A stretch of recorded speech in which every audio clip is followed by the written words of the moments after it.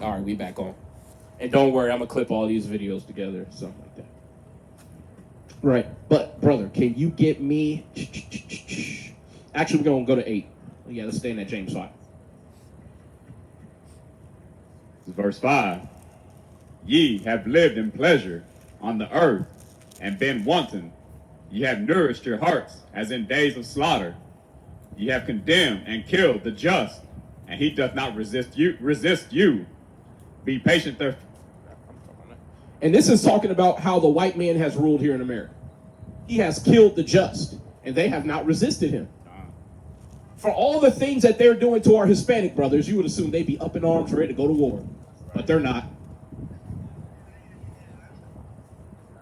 You would assume that so-called black people will be ready to click up with their brethren and at least demand that we stop getting abused. But we're not. See, we're reading here in the book of James, chapter 5. So I know my camera reset, gotta restate it, right? But James 5 and 6 talks about how they have condemned and killed those who are just. They've done nothing wrong. And I'm gonna tell you, those of y'all who are already have half a mind to go protest and this is unconscionable, it's about to get a whole lot worse. They're just warming up. Because now that these ICE agents aren't even being prosecuted for murdering people, what do you think is going to happen when it's officially stated that they have diplomatic immunity to do that? Yeah, they're about to let the dog off the leash. Most of us have always known, and when I say us, I mean blacks, Hispanics, and Native Indians. Most of us have always known that the police can kill you in cold blood at the drop of a hat. But now they don't even need a reason to do it. Now you could be a white woman simply waving the cops by. They'll jump in front of your car, and if you try to pull off, they'll shoot you 3 times in the head. So you know if they do that to their own women, you blacks, Hispanics, and Native Indians, you got a target on your face, let alone your back. How you doing, King? You an Israelite, King. It ain't always going to be like this. Our kingdom is coming, brother. Keep God's laws. Go ahead, keep going, brother. They practicing no shots daily. Oh, yeah. Oh, yeah. Verse 7. Be patient, therefore, brethren, unto the coming of the Lord. Behold, the husbandman waiteth for the precious fruit of the earth, and hath long patience for it, until he receive the early and later rain. Be ye also patient. Establish your hearts, for the coming of the Lord draws nigh. So we're to endure and be patient in these times to come. And the reason why we have to exhort one another in this fashion is because many of our brothers are losing patience. Some of them are now saying that the heathen can be saved and escape tribulation. Some of them are saying now that they're equal to us. Like, you know how when the heathen come up to us saying that there's no difference between Jew and Greek, knowing damn well that those Greeks being mentioned are the Hellenistes, or Hellenistes, however you want to say it, the Greek-speaking Jews throughout the Roman Empire. See, again, most of our people, man, we talk a good game, but when it comes to serving God under duress, under pressure, that's when we start to show our flaws. We show how much we're willing to bend. Some of us aren't even willing to simply just say, I believe in the Most High God, and I'm going to wear my fringes. I'm going to make it known to the world that I stand with Yahweh. I'm going to tell you, the Most High God, that's going to be the entry test. If you can't be an open Israelite, you're going to have to compromise everywhere you go. Gird your loins and stand like a man, or you're going to tuck your skirt and run like a bitch. Yeah, are you going to tuck it in, or are you going to let it rock out in the breeze, man? Not to be, graphic or anything, because we talk about articles of clothing. We talking about your zeets or your fringes. What are you going to do, Israelite man and woman? Because eventually, this white devil going to try you. But, brother, can you get me Jeremiah 49 and 7 through 10? Because not only is America circling the drain, but the so-called white man is being exposed.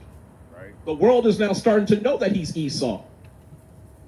See, I don't know if y'all listen to Benjamin Netanyahu, but y'all should see what he calls Donald Trump. He calls him the Gentile Messiah. I don't know if you know that. And they directly call America Esau Edom. So, see, again, that's why Those of y'all who've been hating on the Hebrew Israelites for all these decades, ain't it funny that all the stuff that we saying now is being affirmed over and over and over again by your own leadership? See, a lot of times they go, y'all are just a black supremacist group.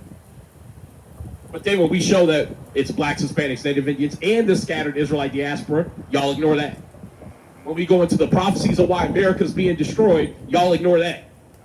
But as soon as one of your leaders say it, then all of a sudden it becomes real to y'all. But that's okay, because the prophecies that we speak of to our people are not for you heathen. So we're not offended at all. Right.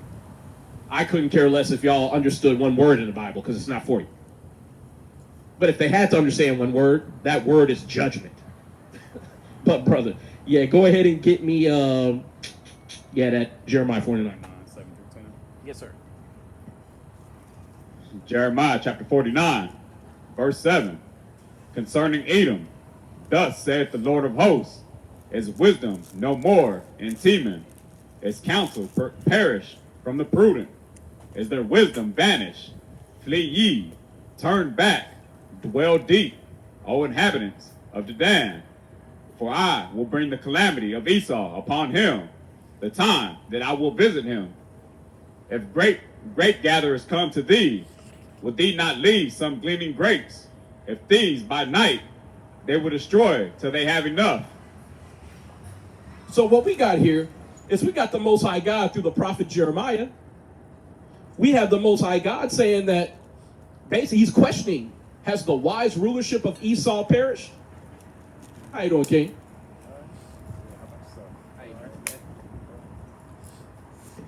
You got a little time for some scriptures? Come on, man. All right, let's get it. So I want to show you today that the Most High God is behind all good and evil. You know how people say God is all love? Get me Isaiah 45 and 7, and then get me Amos 3 and 6. And then we're going to go to 1 Kings 22 after that. You got it? All praise. It's Isaiah chapter 45, verse 7. I form the light and create darkness. I make peace and create evil. I, the Lord, do all these things. The next one was Amos 3 and 6. So the reason why we have to bring this out, brother, is if you believe God is all good and all love, then there's a lot in this earth that you have to explain, right? Why is it that you could be driving down the road and you could be pulled over by a cop and he's just like, yo, I'm just out here to beat a nigga up today. And it's your number. I called you. The Most High God is behind that. He creates all peace and all evil. What evil is in the Bible, it's not a moral disposition, right? It means bad times. So if you call somebody evil, that person produces bad times. And you know exactly what that is. If you ever went club hopping or bar hopping, if you got a friend who, when they get drunk or a little alcohol in their system, they want to fight everybody. That's an evil nigga right there. The Bible literally tells you not to be around people who are prone to fight. Men who are filled with rage, because they'll get you caught up and you'll get judged with them. They produce bad times. Let's go further into it. They call that liquor spirits for a reason. Yeah, Spirits for a reason. For a reason. Amos chapter 3, verse 6. Shall a trumpet be blown in the city, and the people not be afraid? Shall there be evil in a city, and the Lord hath not done it? So, shall a trumpet be blown in the city, and people not be afraid?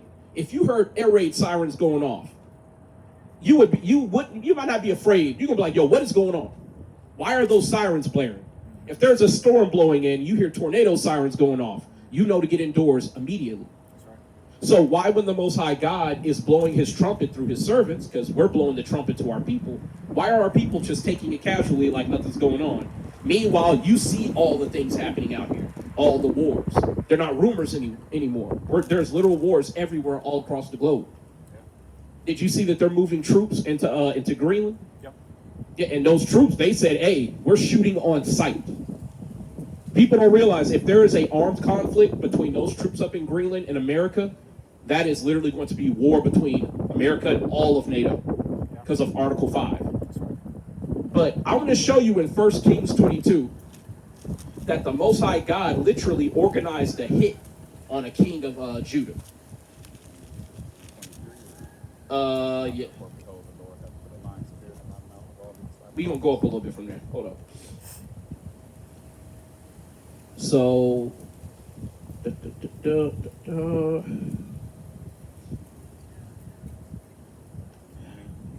persuade Ahab. no, we need to go up a little bit where it talks about the. Actually, you know, you're right. Yeah, let's start there. Get to the meat of it.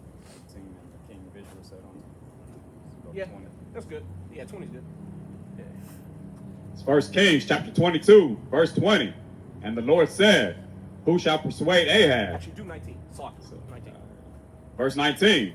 And he said, hear thou, therefore, the word of the Lord. I saw the Lord sitting on his throne, and all the host of heaven standing by him of his right hand, and on his right hand and on his left. And the Lord said, who shall persuade Ahab that he may go up and fall at Ramoth of Gilead? Yeah, Ramoth Gilead. Ramoth Gilead, Salakia. You good, yeah. And one said on this manner, and another said on that manner. So what we have here, brother, is the Most High God is on his throne, and he's in the heaven, like the so-called third heaven, where the Father dwells. Around his throne are all his angels. And the reason why it makes the distinction of angels on the left and angels on the right is left hand, you've already heard this, left hand magic, right? It's evil magic. But the left hand principle here still applies. You have his evil angels on the left and his goodly angels on the right. And the Most High God is like, okay, the order of the hour now is somebody give me a plan to get this king to go die in a battle at Ramoth Gilead. Now, if God is all good, why is God organizing a hit right here? I mean, I guess the same adage, right? Without evil, there cannot be good. Without good, there can be no evil. Or, excuse me, the other way around. Well, they distinguish one another. Right. And through good and evil, up, down, you can distinguish things in general, right? To just balance. But Yes. the main reason why the Most High God is doing this is simply because God chose to. See, your answer's not wrong, but I always try to break it down to the lowest common denominator. Because if you remember what I told you about your parents, there comes a time where they're like, yo, I'm done explaining shit to my own children. Do what I told you to do, That's right. or face the penalties. So what you have here is God illustrating that, hey, I can take your life, I can give it, I can organize goons to come see you. The same way a cop could be driving by here, and for some reason he's like, yo, turn that speaker off. Yeah, we have a right to have a voice amplification device, First Amendment. First Amendment, but he can say to a certain decibel. You see what I'm saying? Right. So now he can use, well, what do they call it? Discretion to oppress you or to let you be, right? And if you read Romans, I believe it's Romans, the 13th chapter. Yeah, go ahead and hold that real quick, right? But we gonna keep going here. Yeah, go ahead and keep going. I'll pull it up over here. It's verse 21. And there came forth a spirit and stood before the Lord and said, I will persuade him. And the Lord said unto him, wherewith? And he said, I will go forth, and I will be a lying spirit in the mouth of all his prophets. And he said, thou shalt persuade him, and prevail also. Go forth and do so. That's all we need. So we just saw that God said, hey, not only you being a lying spirit will work, I sanction you to do it. So the Most High God gave the okay. So I have a question. Don't we blame Satan for a lot of things? Who does he work for? The Lord. Go to Job 1. I'm going to show you. You're right. This is to my camera. Everybody who says, oh man, Satan getting on my helmet. Satan says, he on my back today. If you play sports, Yeah. what do you play? Like right now? Well, what did you used to play? Football, basketball, and track. Okay, cool. So if you have a coach, say you the star running back, the star running back, he's doing drills after everybody else is off the field. That's right. And you see that nigga, he's still running through the tires. He's still doing his agility drills. He's still doing everything as if he's going full on into a game. But what do you think God is doing to his own people? We're the chosen people of God. And this is a proving process. How we live day to day before the kingdom of Christ. We are literally being taught how to exercise righteous judgment. So if we're going through the motions of being trained to be the nobility of the planet, the Most High God is like, yo, your training's not over. You have more to go through. Hey, you're looking a little slow right there. I box a little bit, right? Say your hands are slow. Well, you better put some hand weights on and start getting your hand speed up. Say you got 2 left feet. You better start jumping that rope. You know what I'm saying? But you have to keep hitting the training. And this is what the Most High God does through his judgment. Start at 6 or at the time. Yeah, start 6. It's Job 1, verse 6.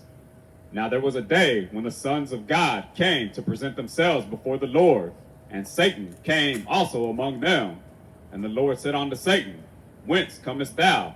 Then Satan answered the Lord, and said, From going to and fro in the earth, and from walking up and down in it. And the Lord said unto Satan, Hast thou considered my servant Job, that there is none like him in the earth, a perfect and upright man, one that feareth God, and escheweth evil? Then Satan answered the Lord, and said, That Job feared God for naught? Hast not thou made a hedge about him, and about his house, and about all that he hath on every side, that has blessed the work of his hands, and his substance is increased in the land? But put forth thine hand now, and touch all that he hath, and he will curse thee to thy face. And the Lord... Right? So you already know the story of Job, how he lost everything. He was basically, while he was wallowing in his miseries, he had 3 friends just sitting around like buzzards talking shit. And his wife left him too.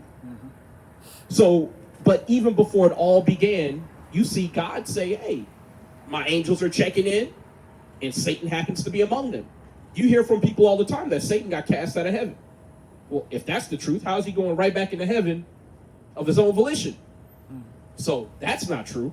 And then before Satan is able to even tempt Job, God had to actually put him on and go, hey man, have you seen my servant Job? Satan wasn't even considering Job. He's like, yo, I'm just checking in. And God's like, yeah, while you're here, I got a job for you. My servant Job, I need to try him real quick. Yeah, he ain't do nothing wrong. I mean, because really, you ain't got to do nothing wrong to be tried. Give me Hebrews 12 and 5. But you see that the only stipulation, we didn't read it, it's a little ways down, but the only stipulation that Satan got from God is don't kill him. Other than that, he's all yours. And in short order, once Satan was given free reign, he went in and took everything. So what would you say Satan's job is? To tempt, to be opposition to you. Author of confusion. The author of confusion. So when you go to court, you have 3 main parties. You have the judge. The judge is supposed to be impartial. Say you rob a liquor store, right?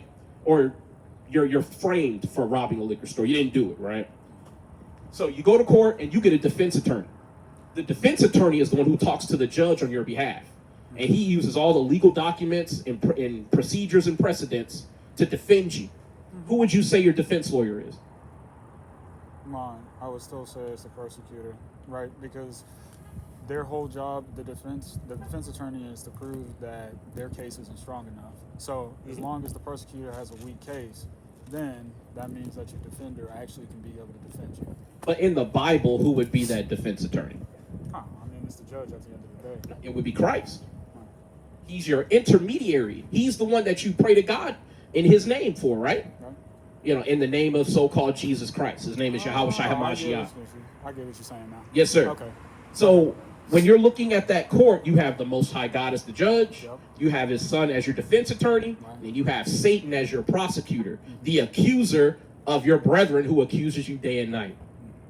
Now, in order to accuse you, it's not always a spiritual affliction. Sometimes you got somebody literally going, they sitting on the other side of the courtroom going, that nigga did it. Now, what if I told you that Satan has a chosen people too? Get that in 2 Thessalonians real quick. Because this is something that more times than not, nobody ever talks about. Right? And if you got to go, just let us know. We'll shorten it up. Yeah, I just want to hear this last verse. I do that. All right, cool. I got you. Yeah, give me chapter 2. What you got for me to read? Oh, did you read those? I'll give them to you again. Give me again. Yeah. Man, it's getting cold, brother. Damn. I know. He like, man, shit, y'all out here teaching, not me. Oh, look. Nah, you gonna Like be out the here Lord with us, called kid. you. You know I stop every time. Do that for a reason. Right. All praises, man. Well, eventually you're going to stop and, come do the work with us. Right. Hey, I'm serious, man. Start keeping these commandments and then start waking people up. Because I have a question, man. Have you ever heard of the 144,000 in the Bible? No, talk to me. Okay, so can you get one more after this one? real quick. You need to know who the honored men of God are. When Christ comes back, there's going to be 12,000 men out of each tribe. Right. And they're the ones who follow Christ wherever he goes. Okay. They're the most exalted of all the Israelites. Okay. We're going to tell you about that before you leave. But give me a 2 Thessalonians chapter 2 and start at verse 4 and read down.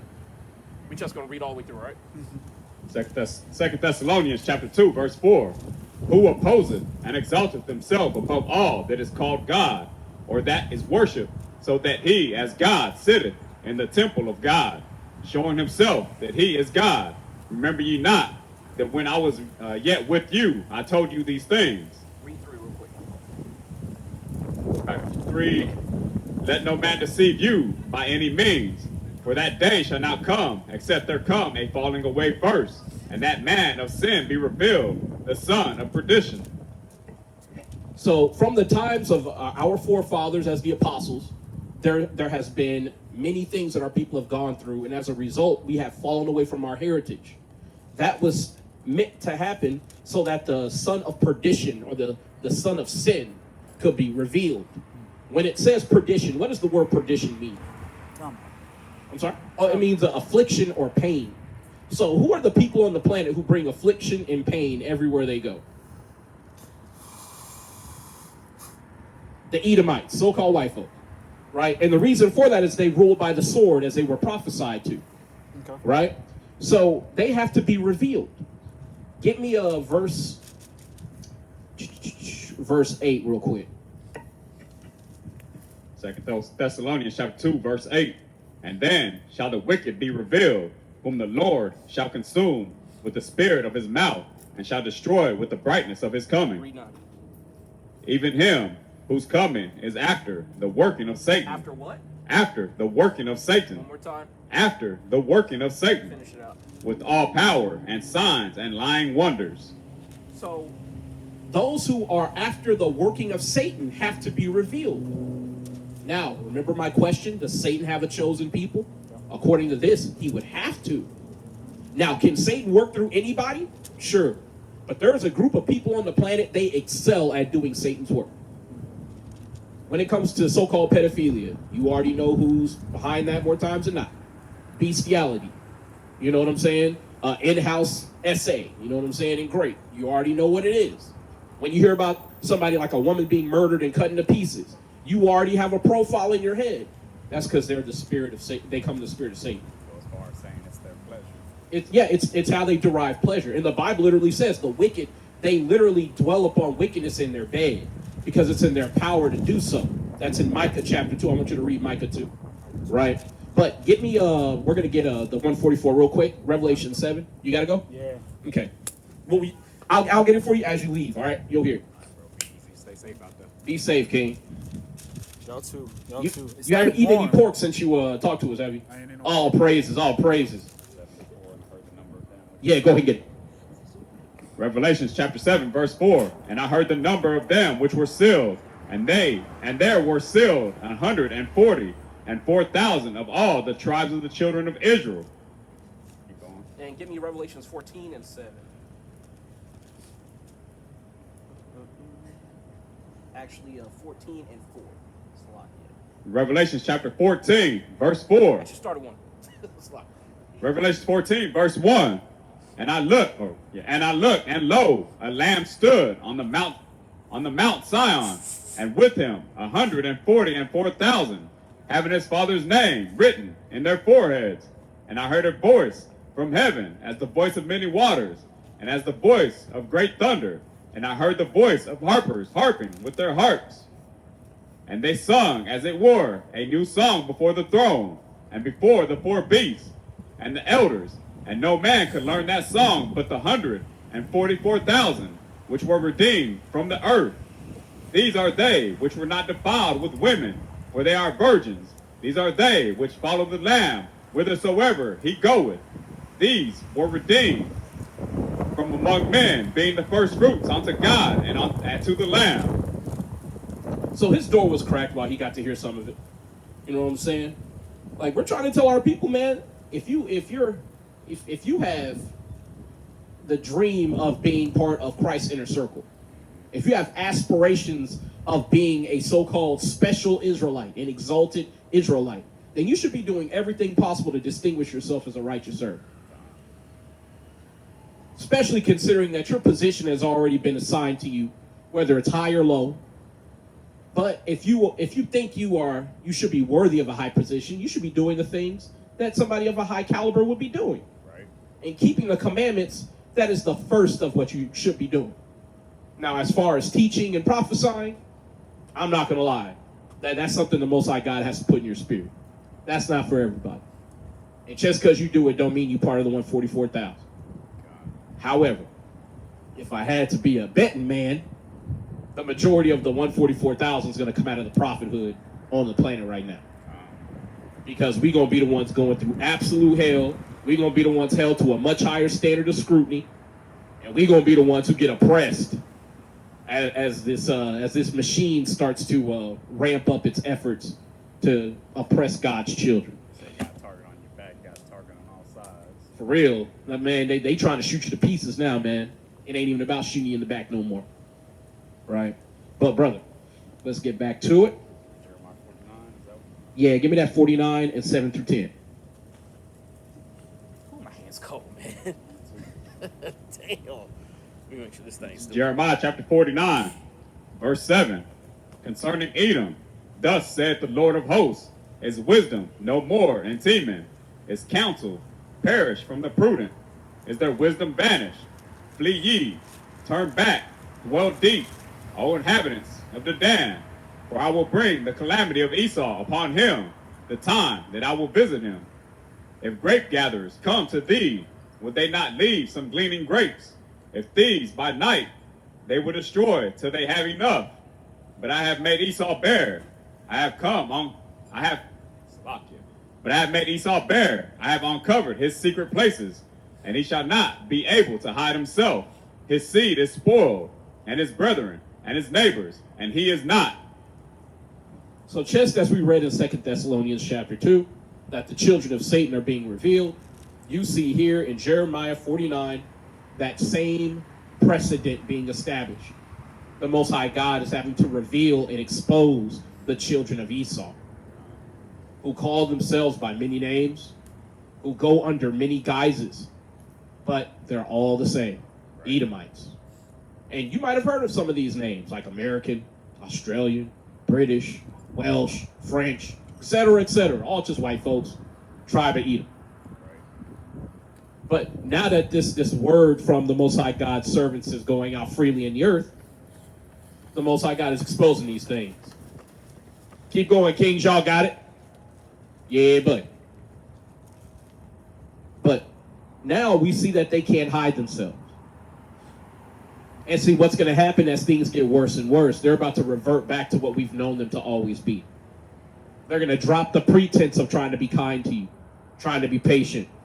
They're going to drop the pretext of, hey, we're sharing. We're all American. See, now they're basically telling you if you're brown, black, or anything off-white, you ain't American. How you doing, King? Pretty good. Keep going. You got it.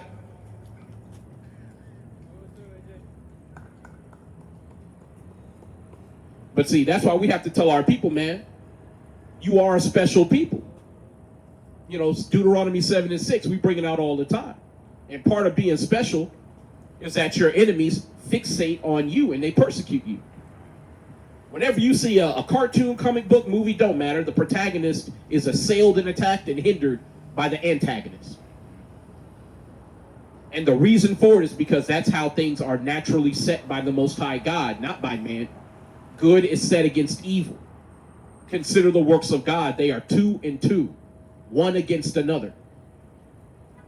But most of our people, they don't understand how God has naturally configured these things. So in their mind, they say, well, shit, it's just happening by luck.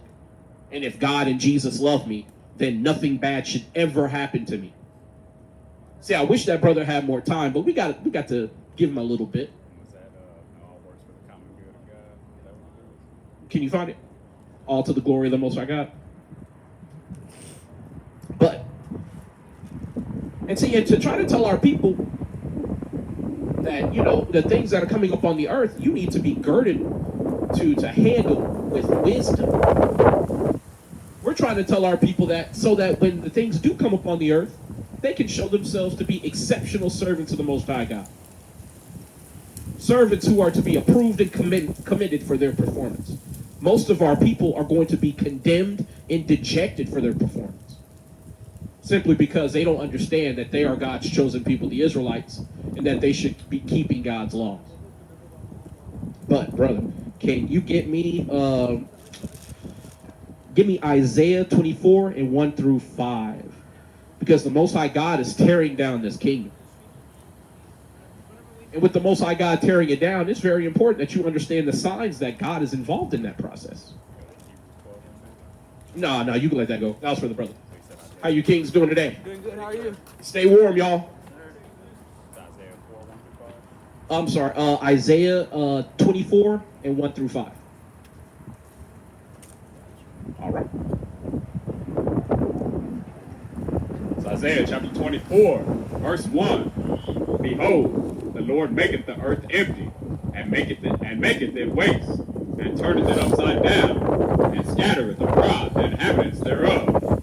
And it shall be, as with the people, so with the priest, as with the servant, so with his master, as with the maid, so with her mistress, as with the buyer, so with the seller, as with the lender, so with the borrower, as with the taker of usury, so with the giver of usury to him.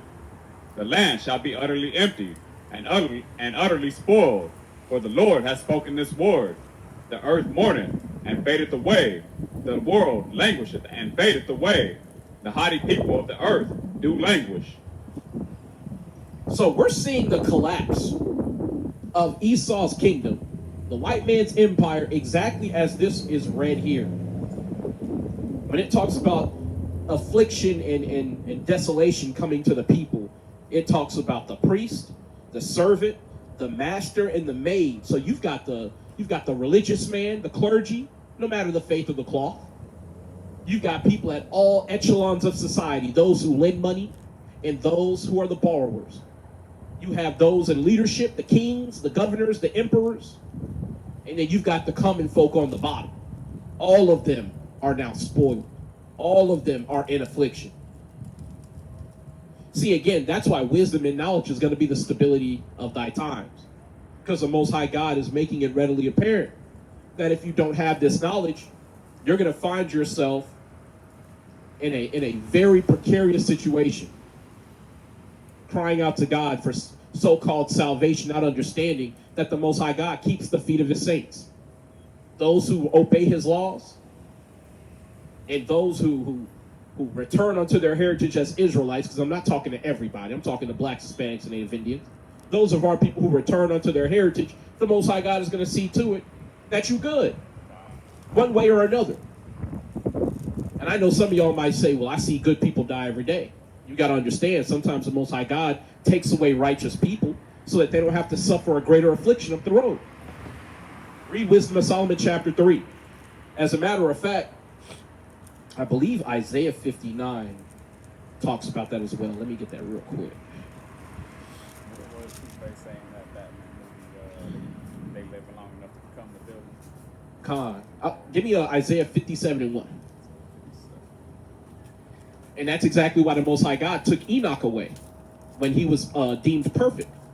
It was so that he would not transgress later on in his life. Yeah, I mean, shit, Solomon lived to a ripe old age and went off in his old age because he had too many women talking to him.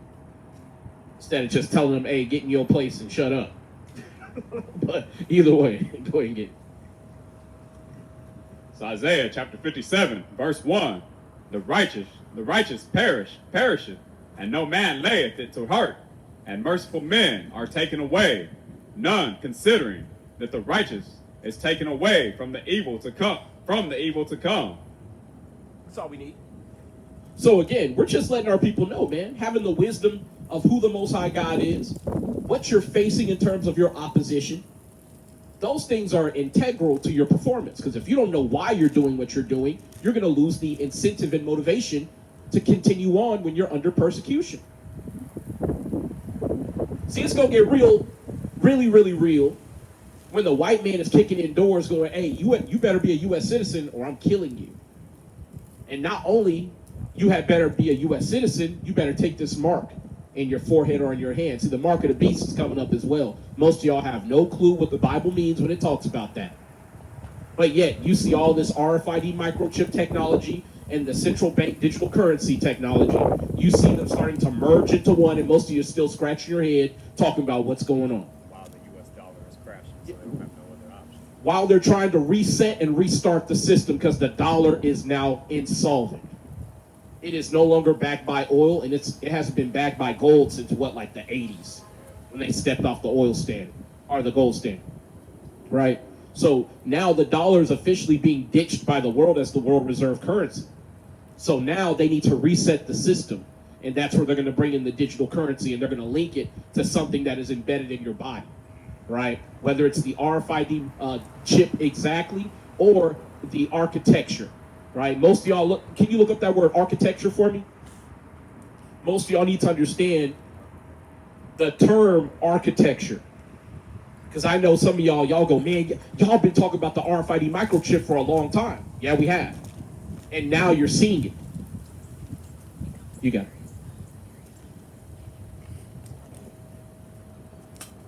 Architecture is the art and science of designing and constructing buildings and other physical structures, serving both practical and expressive needs, ranging from homes to entire cities, and encompasses various styles, classical, modern, contemporary, and fields like urban planning and landscape designs, shaping human environments and culture. Shaping what? Shaping human environments and culture. Keep going. It involves technical engineering and aesthetic vision, reflecting social values, climate, and history through its built forms. So that was a whole lot of philosophical mumbo jumbo it's a framework of how to govern a certain system of art or invention. That's architecture, right? And the RFID represents a architecture of implantables that they want to put in the human body, whether they put it in your hand as just a plain old chip, or they do a Neuralink. Same difference. And see, you're going to have to turn that down at the threat to your life, according to the Bible. Give me Revelations 13 real quick. We're going to get that real quick. Got time for the Bible, King? All right, man. Stay safe. Yeah, buddy. Let me see.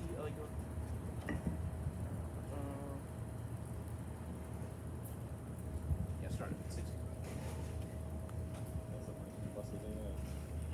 Revelations chapter 13, verse 16. Bring it out. And he causeth all, both small and great, rich and poor, free and bond, to receive a mark in their right hand or in their foreheads. Keep going. And that no man might buy or sell, save he that had the mark or the name of the beast or the number of his name. Here is the wisdom. Let him that hath understanding count the number of the beast, for it is the number of a man, and his number is 666.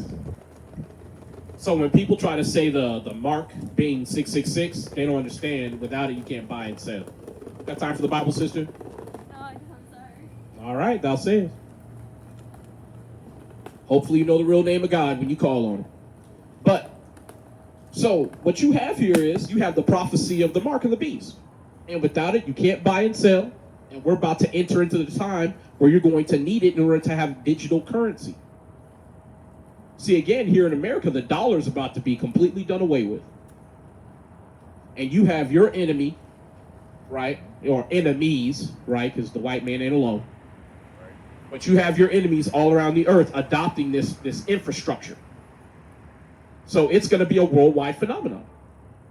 And this is going to be one of the ways, well, it's going to be the primary way that you know who God's chosen is. Because the chosen are going to resist this mark no matter what happens to them or their people or their family.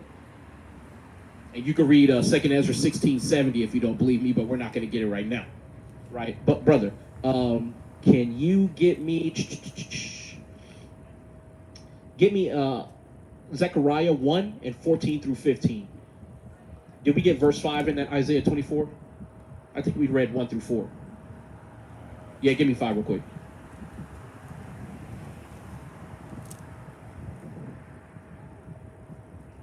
Right, because we're seeing this kingdom get torn down. Isaiah 24, right? Yeah, 24. And then we read 1 through 4, but I want to see about 5. Make sure we got it. And I'm sorry if y'all can hear me sniffling and stuff. Nigga over here sick. It's Isaiah chapter 24, verse 5. The earth also is defiled under the inhabitants thereof, because they have transgressed the laws, changed the ordinance, broken the everlasting covenant. So because of all the sin and abominable behaviors done in the earth, the Most High God is bringing judgment and affliction upon the whole earth. Now, I understand here in Isaiah 24, it was talking about our people before we went into Babylon. However, the Most High God's judgment is likened unto a ring. In the same way, all those indicators of our downfall were brought upon us when we were going off, when we were in rulership. The Most High God brings those same signs and symbols upon our enemies when their kingdoms are at an end. And that's exactly what you're seeing here in Babylon. Right. You're seeing this kingdom be torn down brick by brick. And see, most of our people don't understand these things, the wisdoms that we're coming out of the Bible with. They don't understand that they're about to have to resist a so-called mark, even if it's at the cost of their livelihood and their life itself. They're going to have to resist and say no if they want to be found acceptable before God. But see, to those who have ears to hear, this is going to be like music to them.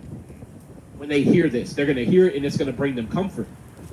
But to those of our people who don't have that eye salve, who have itching ears to go after doctrines because they sound good and demand lies be spoken to them instead of the truth, those are going to be the same that say, hey, God would want me to eat, so I could take the market and take it out, or I can make a concession with my enemy. White man's going into slavery. Can't happen soon enough. But brother, can you get me Zechariah 1 and 14 through 15? And if my camera can pick it up, that same goose or duck that was listening to us last week is sitting right there. He's right there.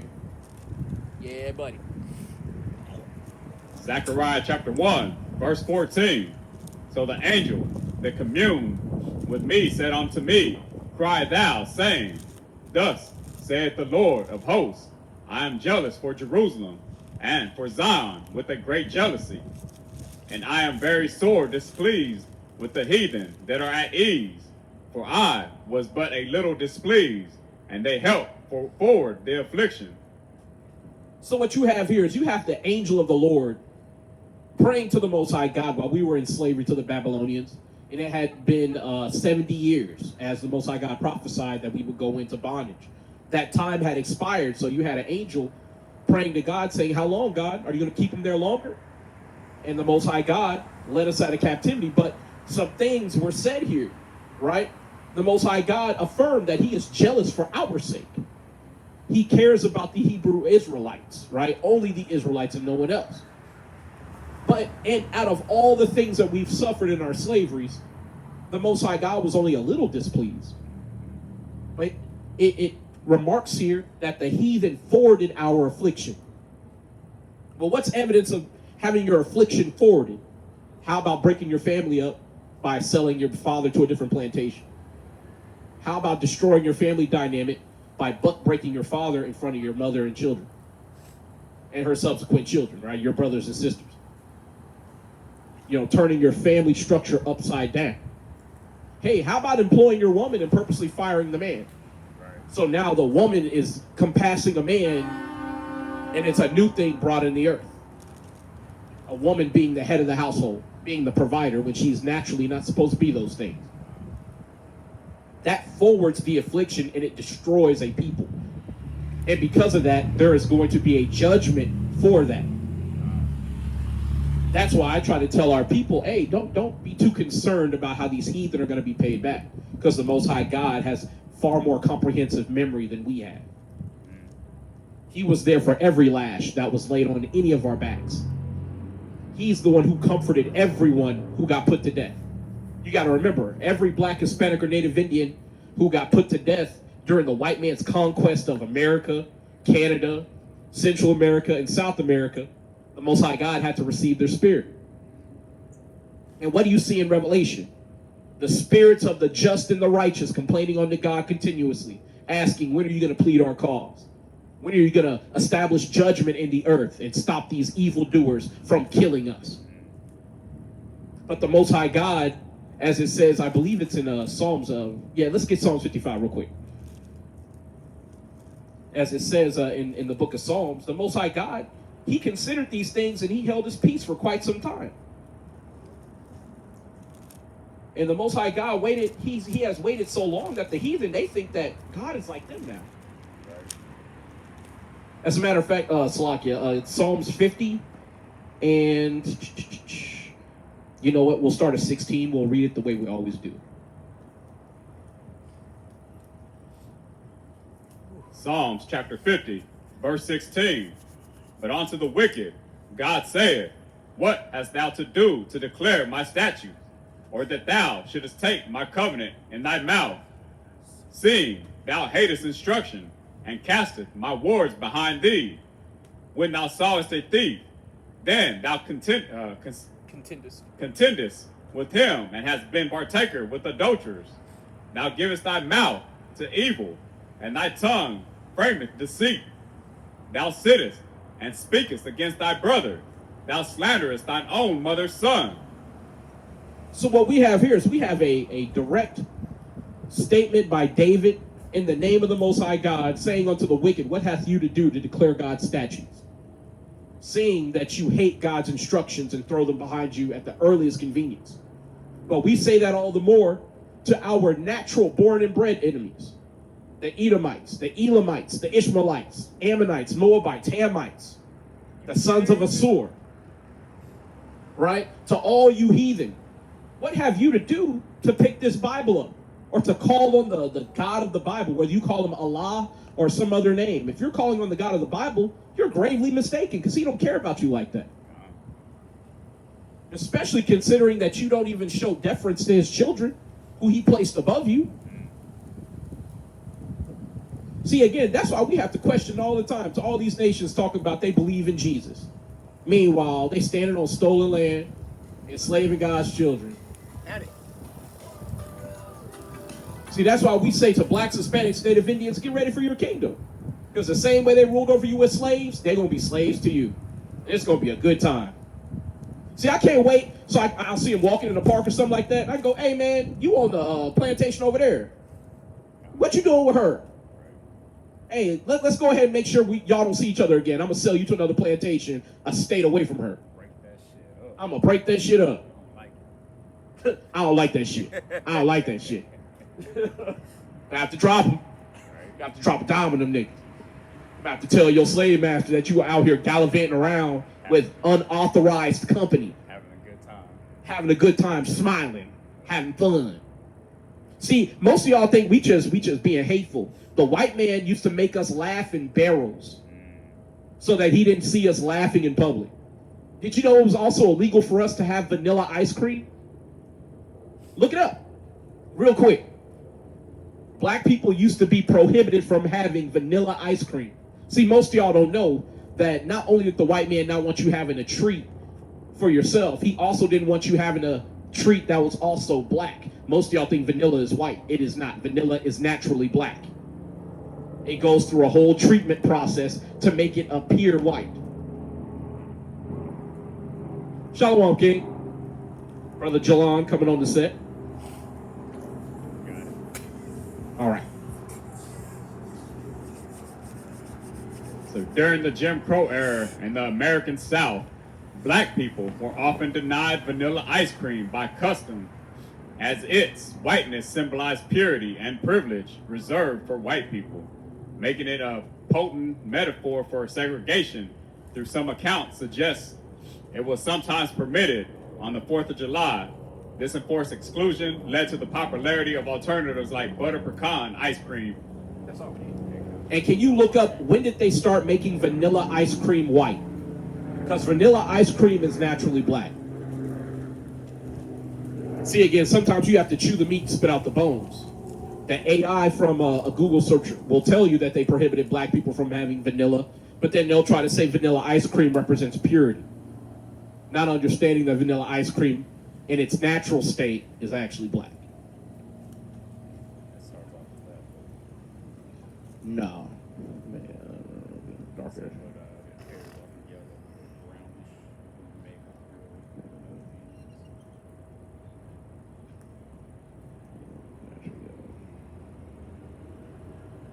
So get me that. It's in the early 18th century. We don't have to read it because it talks about early recipes, including those by Thomas Jefferson.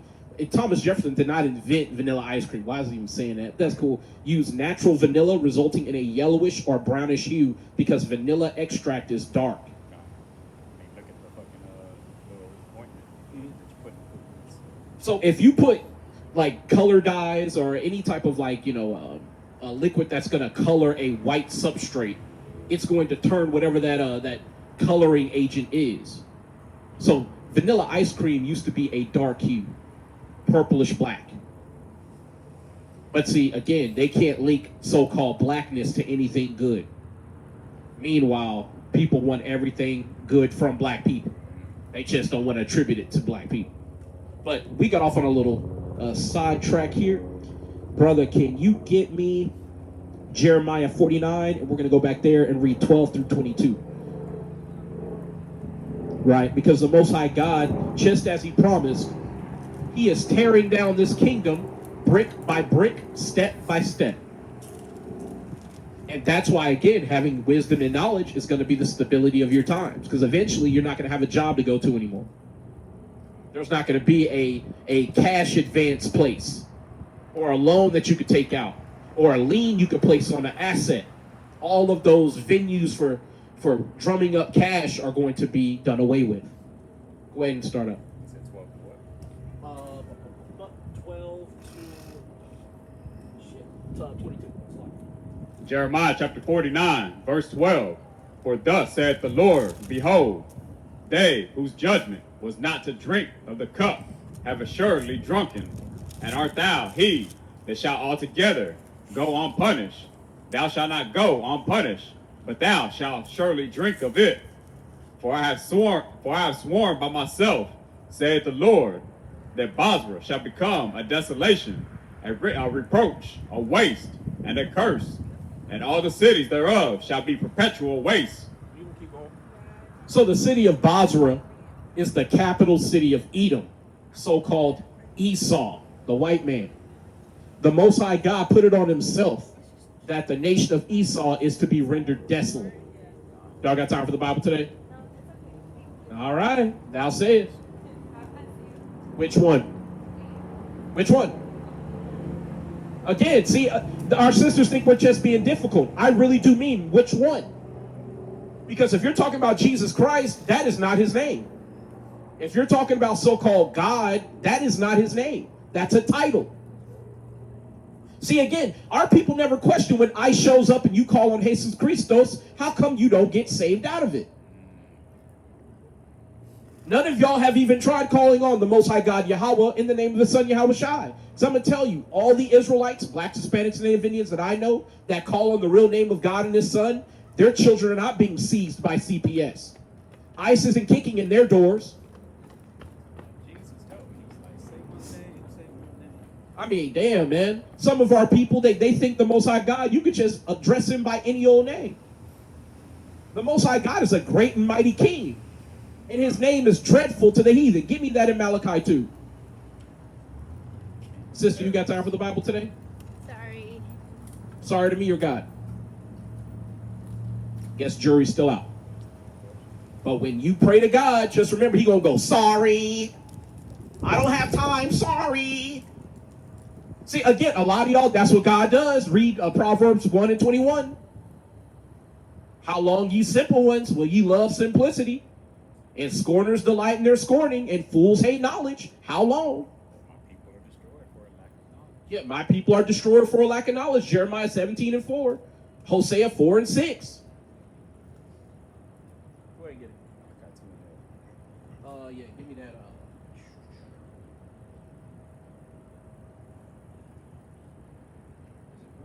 It might might be on the back end of one. Hold on. My name is Dreadful Among the Heathen. Hold on, I'll grab it real quick.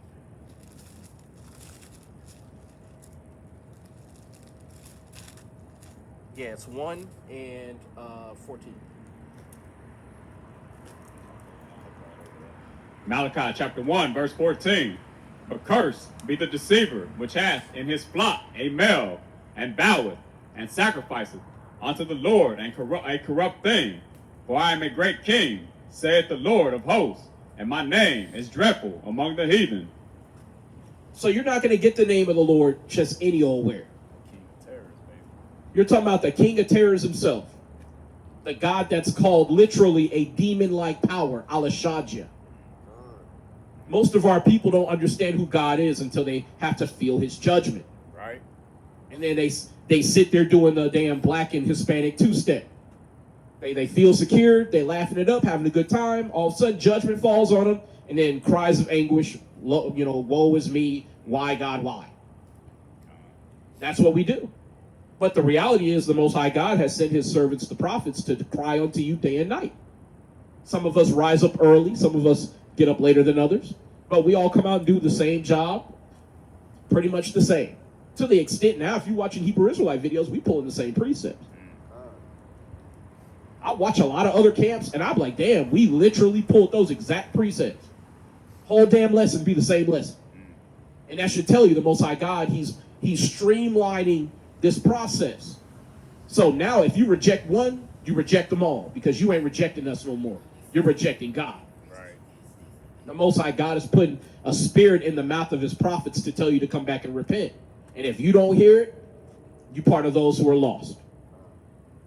But, brother, let's go ahead and get back to Jeremiah 49 and keep going. Right? Because again, the Most High God is tearing down this kingdom brick by brick. And the question is, if you're Black, Hispanic, or Native Indian, how should you feel about that?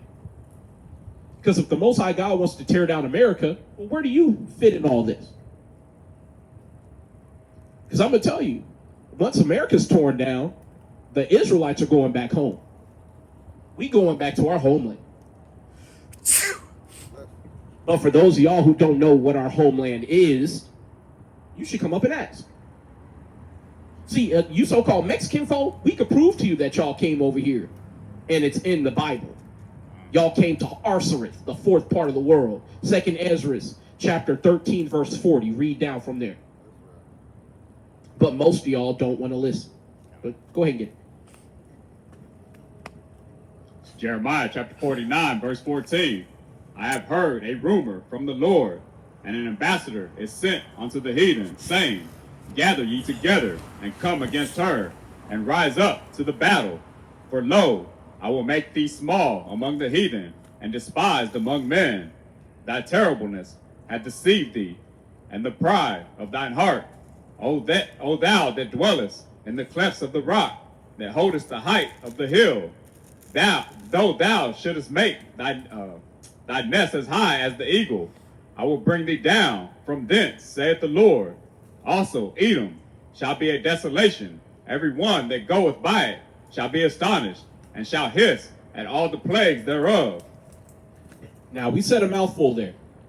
We are seeing that play out right now. When the brother read verse 14, it's talking about gathering all these nations to rise up to battle. And when we go down into verse 15, it talks about the Most High God making the nation of Edom small among all these nations on the planet.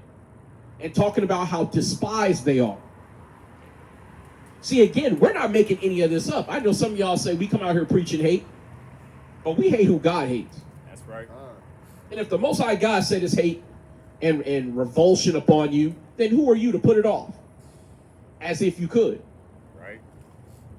See, all we're out here to do is to let you know what's going on according to the Bible. And most of our people, they don't want to hear it. But because they don't want to hear it, they're going to join themselves unto their enemy when the Most High God has marked them for destruction. Go ahead and keep going. Verse 18. As in the overthrow of Sodom and Gomorrah, and the neighbor cities thereof, saith the Lord, no man shall abide there, neither shall a son of man dwell in it. Now, how was Sodom and Gomorrah destroyed? Fire coming from heaven. Now, the fire that is going to destroy America is going to be a holy fire, so to speak. Holy meaning separate or set apart. And that holy fire we call nuclear fire. Right? And when you look at the destruction of Sodom and Gomorrah, it was so thorough and so unique that you can still go to that land today and you can find burned, like balls of burned sulfur. To this day, the way the sands were scorched, they can still find trace, like, actually there's whole places where like it's like baked. Like it looks like the floor has literally been baked like in a kiln. Right. But that's because the Most High God left it for a memorial to the entire earth. That would be like you spray painting on the side of a building, Haya El has been here. But when somebody reads it, they go, oh shit, that's Haya El's handiwork. But when you go to somewhere like Sodom and Gomorrah, and you see the evidence that the Most High God destroyed it exactly as he details here in the Bible, then you know this is God's work.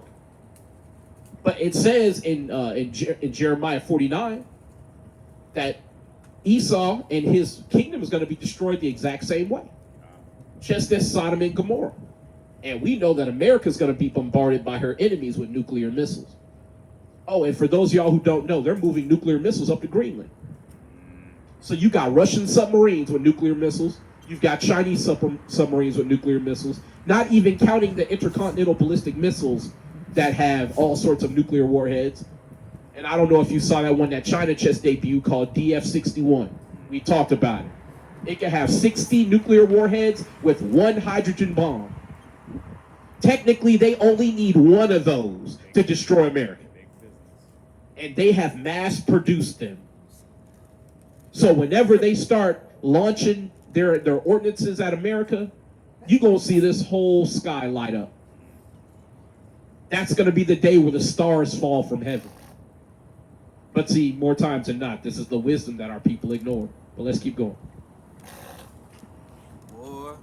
Verse 19, behold, he shall come up like a lion from the swelling of Jordan against the habitation of the strong. But I will suddenly make him run away from her. And who is a chosen man that I may appoint over her? For who is like me, and who will appoint me the time? And who is that shepherd that will stand before me? Therefore, hear the counsel of the Lord, that he hath taken against Edom, and his purposes, that he hath purposed against the inhabitants of Teman. Surely the least of the flock shall draw them out. Who shall what? Surely the least of the flock shall draw them out. Surely he shall make their habitations desolate with them. Now, when you look at the house of Esau, you already have in the Bible, it says, I have made thee small among the heathen, thou art greatly despised. But out of all the heathen, what tribe is most despised by the Most High? And is smallest in number? Amalek. See, again, you're seeing the entire earth devolve into warfare and bloodshed because one group of people have stolen so much and want to share so little that now even the most wretched and poor man has to lift his head and go, wait a minute, what about me? What about us? How are we supposed to live? But what are these people responding with? More cruelty, more brutality, more measures of control. See, the people pushing the so-called mark are the very same people I'm talking about right now. They don't even want you to have sanctity of self. They don't want you being able to go, hey, I want to wake up in the morning and drink coffee. They want you waking up going, how can I obey orders? What can I do for you today, master? That's what they want. And if you don't believe me, listen to people like Klaus Schwab. Listen to the people like that, what's his name, Noah Harari. Noah Yuval Harari. It's a fake Jew who's part of the World Health Organization, and he talks about people not being smart enough to be independent and make decisions. They're talking about these things openly. But that's the wicked that we see right here in the Bible. And that's why they're greatly despised. Harry Rosenberg was talking about the same stuff. Harry Rosenberg? Yeah. Okay. Who's that? He's a Jew, a fake Jew. By Rosenberg, I figured that part out. But I mean, who is it? He's a fake Jew that believes that we can all brother.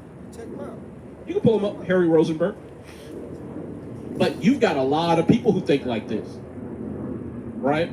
But that's why when you look at Habakkuk 2, there's a wicked nation that ladens themselves in thick clay and debt, and they heap unto themselves all people. Oh yeah, let's show that to the camera. Yeah, buddy. And keep in mind, these are the people who claim to be God's chosen people. Look, can you see him? Oh, yeah, there he is. Oh yeah, he's right in the camera. Oh, ugly motherfucker, man. He looked like an old Pee Wee Herman. You know what I'm saying? But that's how them people look, man. And they give off that Pee Wee Herman energy. That's not God's chosen people, man. But those are the types of people, they want absolute control over everybody on the planet. Because they aim to rule by the sword. Esau is a cunning hunter. They're the ones pushing the Noahide laws, which is going to be the legislative justification for killing you if you don't take the mark. Again, Noahide laws. Spell the name Noah and add I-D-E and then laws. Noahide laws. You know, when you was talking about Amalek and their greedy nature, it makes me think of how they got that spirit of seek. They're greedy as fuck. Yeah, Smeagol. Yeah, Yeah, my precious. That type of shit. That's how the white man get down, man. Don't find oil in your backyard. He coming. Right. Don't find gold on your shit, man. On your property. Oh yeah, that white man coming, boy. Like a 2-year-old, that's mine. Yep, and he gonna use every law that he has nefariously passed to screw you out of your own wealth. Well, you see that ICE just killed a black man in L.A. Yeah. Black man. So, Didn't they shoot him in the back? yeah. Yeah, I shoot niggas in the back too, just like cops. Like, so, and it's like we said before, black folks, joke's on you. You had a chance to stand with your brothers. And you chose to say, we don't like tethers. Okay, well now your ass is alone, getting shot in the back. So, there's that. But anyway, brother, can you get me, did we get to 22? No. No, keep going. And all they're gonna say is they're obstructing us from doing our jobs, and yeah, at that point they have all Full rights. immunity. Yeah, qualified immunity. Yes, sir. Jeremiah 49, verse 21. The earth is moved at the noise of their fall. At the cry, the noise thereof was heard in the Red Sea. Behold, he shall come up and fly as the eagle, and spread his wings over Basra. And at that day shall the heart of the mighty men of Edom be as the heart of a woman in her pangs. So the Most High God is going to assist the Israelites. And it likens the Most High God unto an eagle spreading her wings. Let's go to Isaiah 31, where it talks about like birds flying, the Most High God will defend Jerusalem. Get me Isaiah 31 and start at 5. Yeah, we'll just start at 5. Isaiah chapter 31, verse 5. As birds flying, so will the Lord of hosts defend Jerusalem. Defending also, he will deliver it. And passing over, he will preserve it. So eventually, give me Revelations 11 real quick. Revelation 11. So eventually, you're going to see all these UFOs that the government is now talking about, disclosing videos about, and it affirming the existence of. Those very same UFOs are the chariots of the Most High God, and they're going to be used to preserve the elect. I believe it's 11:11. Come up hither. What upon the earth shall rejoice over them, and make merry shall sing this one to another. Yeah, start 11. Start Oh, 11. I was reading 10. Yeah, you good. I was wondering what you do. Revelation chapter 11, verse 11. And after 3 days and half, the spirit of life from God entered into them. And they stood upon their feet, and great fear fell upon them which saw them. Keep going. And they heard a great voice from heaven saying unto them, Come up hither. And they ascended unto the heaven in a cloud, and their enemies beheld them. That was cool. And those were a bunch of pigeons. Yeah. Yeah. See, again, and we're talking about like birds flying, the Most High God is going to defend and preserve Jerusalem. And it just so happened to be a flock of pigeons, God's favorite bird, the dove. Crazy. Because most of y'all don't know pigeon is French for dove. Flying over us. See, again, man, you can't make this shit up, man. He's preserving and defending his prophets. But to those who can't see the signs of the Lord, hey man, best of luck to you. The Psalms 91, 6 through 8, talking about the coming destruction of the heathen. Go ahead and pull it up. Oh my goodness. And Salakia for all the sniffling, man. Yeah, We man, are there's a bunch of mountain cedar in there. yeah, man, we out here struggling, bro. Oh my God. If my throat is so itchy right now, man. Goodness gracious. Go ahead and read it. Is that 6 through 8? Yes, sir. Psalms chapter 91, verse 6. Nor for the pestilence that walketh in darkness, nor for the destruction that wasteth at noonday. 1,000 shall fall at thy side, and 10,000 at thy right hand, but it shall not come nigh thee. Only with thine eyes shalt thou behold and see the reward of the wicked. So what's your question with it? That pertaining to the judgment of the heathen. Well, yeah, any judgment where those things are used. The wicked fall prey to those things, like to the teeth of wild beasts, to random sicknesses, all sorts of, things that basically are used to afflict and persecute the wicked, as well as try God's people. It's not that we won't suffer those things, we'll be delivered from those things. There's a difference. People That's wanna going to be a walk hand in- terrifying day. If our people want to walk hand in hand, stride to stride, they're going to suffer the same shit. Exactly. That's going to be a terrifying day. You said 10,000 are going to fall. Yeah, it's going to be commonplace to see dead bodies and just go, don't go over there. Man. You want to see a dead body? I see them everywhere. Yeah. Well, I mean, to those of us who are awakened in this truth, we see dead people all the time. You remember that movie with Bruce Willis? Yeah. Yeah, that was a good movie. And then at the end, of course, Bruce Willis turned out to be a dead person. Yeah. But see, people don't realize it's spiritual. When you're dead to wisdom, you know what I'm saying? You a walking zombie. And that's why we have to bring this knowledge out all the time, man. Because most people, they don't understand the precepts of the Bible. They read it like you read Harry Potter, and as a result, they don't know what's going on. But brother, let's finish that out in Isaiah. I'm sorry, in Jeremiah. Yeah, 49. Oh, there's something. Mountain cedar must be real high right now, dude. Man, it's crazy, bro. As soon as I stepped outside to get on the bus. We finished it. Right, but just to refresh, right? This is about Edom, right? And ain't nobody guiding the Lord on how to establish judgment on these people. You know what I'm saying? How it rhetorically asks in verse 19 of chapter 49. Who's going to provide counsel to the Lord to tell him how to judge these people? Who could? You know what I'm saying? Yeah, ain't nobody, smarter than the Most High God, more strategically inclined. So ain't nobody going to tell God what to do. That's why we're trying to tell our people, blacks, Hispanics, and Native Indians, come back to the wisdom of God. So that when the dark days come to you, you're not sitting there confused. Can you imagine our people who didn't want to listen to Moses in the nation of Egypt where the Israelites left? Can you imagine you an Israelite who missed the damn, entourage who left? You still in Egypt going, man, where everybody at? That'd be crazy as fuck. You know what I'm saying? You done already lost your firstborn, but you just can't get right. Missed all the fucking signs. You done missed everything. And guess what? That means you ain't keeping the Passover, so chances are God gonna put your ass to death anyway. Spiritually I turned into a pillar of salt. Yeah. I can see that, nigga. Like, Where everybody at? Oh, and you know how that works. When you wake up, you feel too good. You're like, damn, I feel like $1 million. I'm late for something. Like, damn. Something off. Yeah, for real. I woke up. I feel good. The sun's shining. It's a bright, nice day. I'm late for something. What did I miss? Every time. But again, man, we see and we just read in Jeremiah 49, man, the Most High God is slowly but surely bringing this nation down. And he's showing signs, not just in the heavens, but in everyday life, that coming out of America is the thing that you need to be focused on. Don't be trying to, man, I'm gonna put in a 30-year mortgage on a house, and then I gotta save up for my kids' college fund. You don't have enough time for that. Save up for my retirement. I'm gonna really enjoy my time and travel the nation. Yeah. And those of y'all talking about you gonna retire in America, how's that working out for you right now? 401k upside down, Right. pension gone. How that working out for you?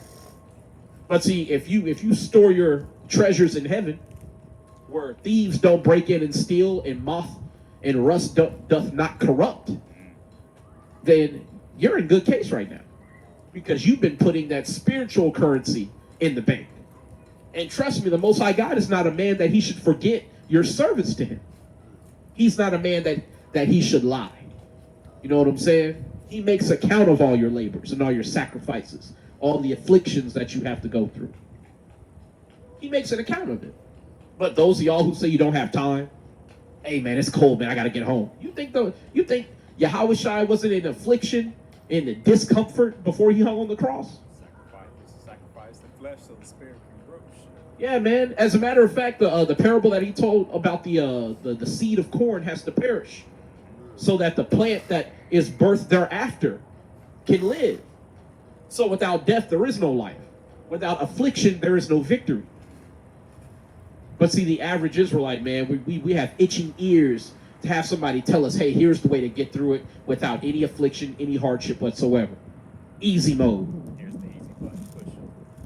And see, and I've always kind of questioned how a white man can stand in front of us and talk about how he deserves the kingdom of heaven too, when he has literally had existence on easy mode. His entire empire has been built and maintained by other people. All he did was show up and rape and rob to take it. And he expects to, without rhythm, try to, sea walk into the fucking kingdom. He gonna crack a walk in there. And if they haven't been enjoying it and taking advantage of it, that's their own fucking fault, because it's all there for them to. All Yeah. they gotta do is show up and cry about something, they'll give it to them. But part of the lesson today is not only is their kingdom fallen, but they blame the Israelites for it. The same way Nero blamed the Israelites for the burning of Rome. Us being scapegoated for the falling of America is nothing new. You know what I'm saying? The same way that they're persecuting our native Hispanic brethren, despite them picking all the crops, doing all the labor jobs, paving all the roads, building all the buildings. They still persecuting the so-called black man, despite the black man creating most of the things that we use on a day-to-day basis here in America. Setting all the trends that America still has to this day. Most of y'all don't even realize that things like the NBA, NFL, MLB, all these things make hundreds of billions of dollars worldwide every year. But also very old. Yeah, and they're not that old, because when we had the Negro Leagues, that was like in what, the 50s? No, I mean like 1950s? Far as the entertainment aspect of it, that goes way back to Rome. Oh yeah, the gladiatorial games? Yeah, I mean, Yeah. About every sport on the planet is visualized around melanated people. But you have to understand though, the nature of the gladiatorial games. They used to watch black men wrestle lions with no weapons and win. Crazy word. See, again, that's why I try to tell blacks, Hispanics, Native Indians, when the so-called white man says we the same, that's a damn insult. He ain't the same as you. Far from it. I can stand out in the sun all day long and get stronger for it. He stand out there for 30 minutes, got to go to the hospital with damn sun exposure poisoning. And yes, it's not just sunburn. They can literally have sun exposure poisoning. Yeah, that's poison.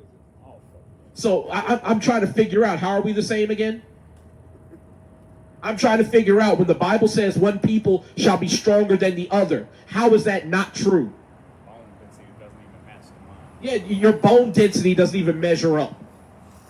Your intellectual prowess doesn't measure up. Because last time I checked, necessity is the father of invention.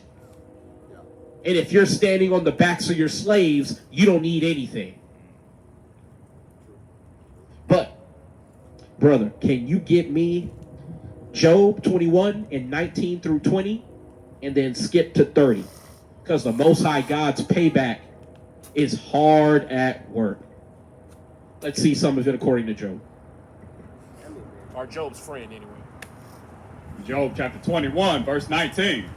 God layeth up his iniquity for his children. He rewardeth him, and he shall know it. His eyes shall see his destruction, and he shall drink of the wrath of the Almighty. Drop down to verse 30. That the wicked is reserved to the day of destruction. They shall be brought forth to the day of wrath. So what we're seeing is the Most High God layeth up the judgment of the forefathers for the children. And when he exercises his judgment, you know damn well the Most High God is doing it. Hey, brother, you got time for the Bible today? Every day. I was talking to my brother, unfortunately. Yeah. You got time for the Bible, brother? What does that mean, brother? What tribe you come from in the Bible? Apparently it's not your heart. Did you know the Bible tells you not to make marriages with the white woman? Apparently it's not your heart. Again, that's why when our elders say the Bible's in their heart, I know I'm about to get some bullshit every time. That's why you walking with that cave beast. For real. And then she answering for you. That should tell you how she think of you. You Toby. This nigga can't speak. Yeah, you Toby, man. That's how she think of you. She was walking up, don't you speak to them niggas. Yeah, and you know when you get home, she gonna ask you, hey, what were they talking about? Why you let them talk to me like that? Why didn't you go and throw your life away to save me, Miss Ann? Bitch talking through her nose and shit. Say she wants you to be King Kong, my nigga. For real, you supposed to be King Kong. You supposed to be swatting at planes and causing a ruckus for your white woman. That's her dream and fantasy. You don't know that? Yeah. See, we love our people. I love my brother to tell him enough. Get away from that woman. The things that's coming in America, you think these white folks gonna let you walk around with her when martial law is declared? That shit is almost here. You think she's gonna be loyal to you when there's martial law and her people are saying, hey, look, if you a so-called nigger lover, you're dead on your feet. And really, are they really putting on an act on the show too, just for a call to better life? 'Cause it makes me think of Django once he killed all the motherfucking white people. Motherfucking dropped his cane and that nigga came at him. Oh, and yeah. started talking shit. There was no reason to pretend anymore. Right. See, again, when there's no reason to pretend, they're going to stop pretending as well. See, I don't say this to solely mock my brother, although what you're doing is worthy of basically a harsh criticism. You know what I'm saying? As a matter of fact, look up the word excoriate for me. Excoriate.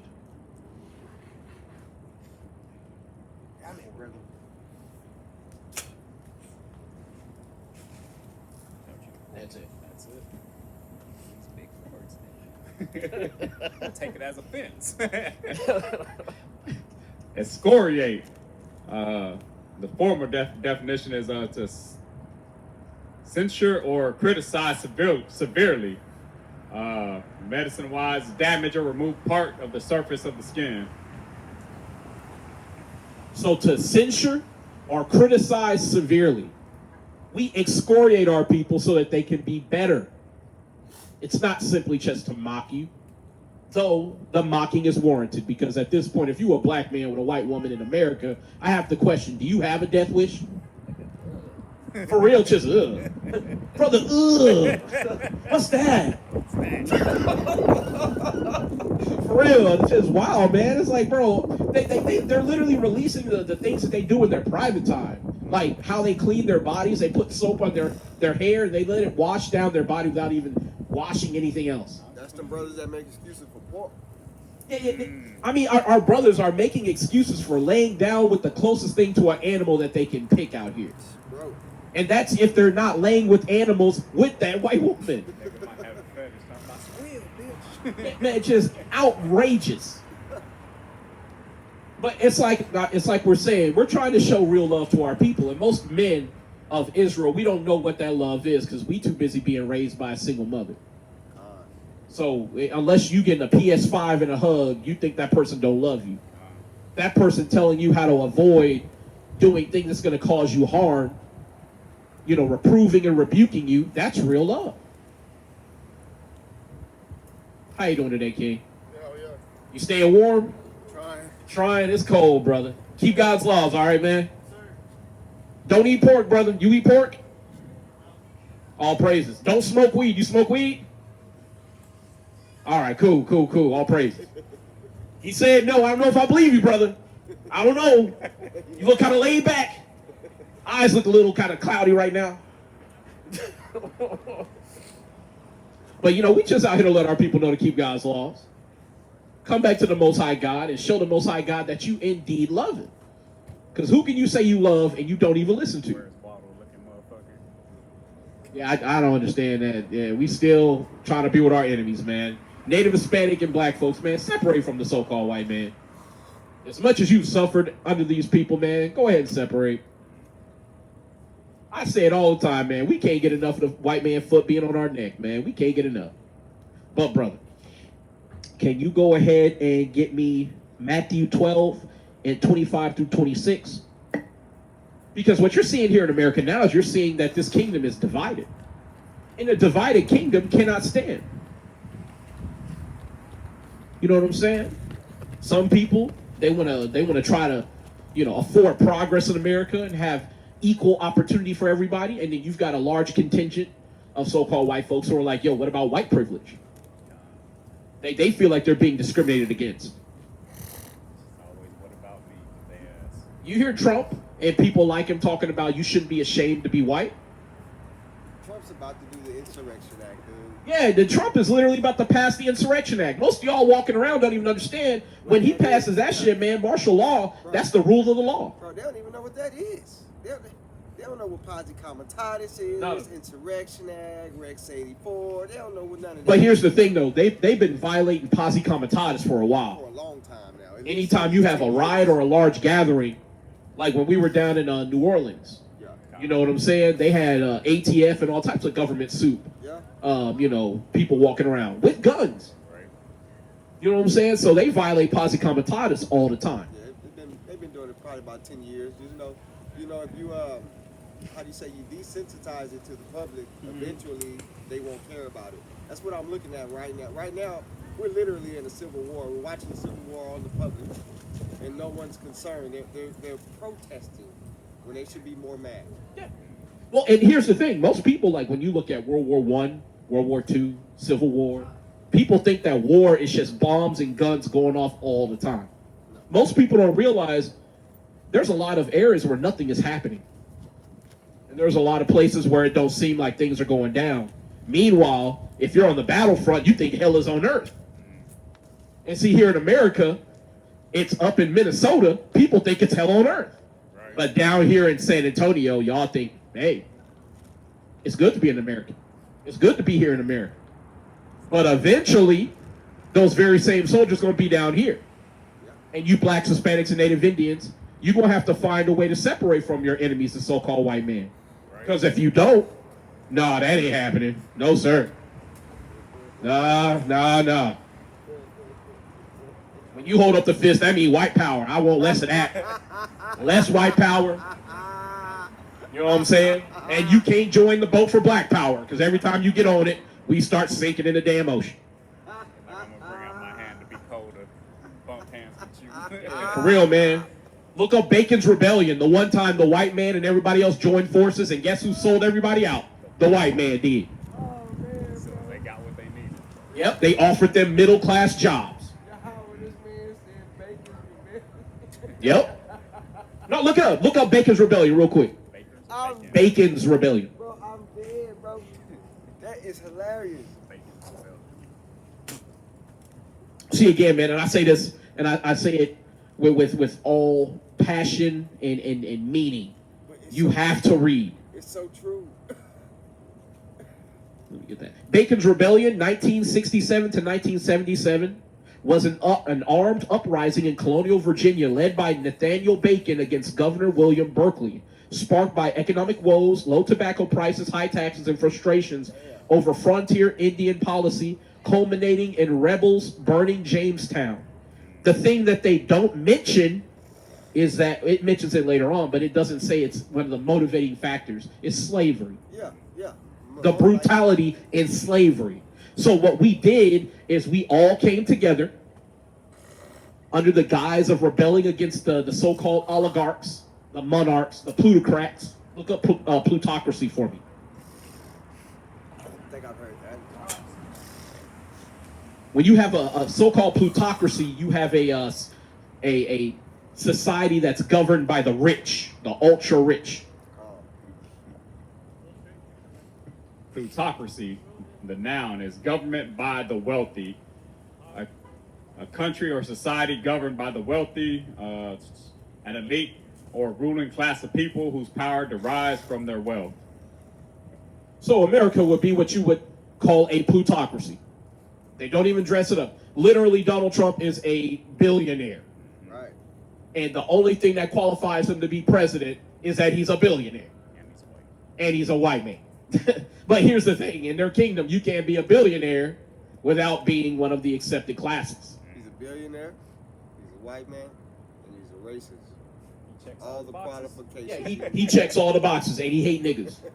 You know? Who was it? The Memphis 10? Yeah, look that up. Memphis 10 and Donald Trump.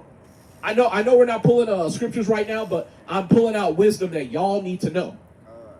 Because the precedent here in America has already been set for you blacks, Hispanics, and Native Indians that you're supposed to be hated. Hated so much that you don't need to commit a crime to be killed or imprisoned.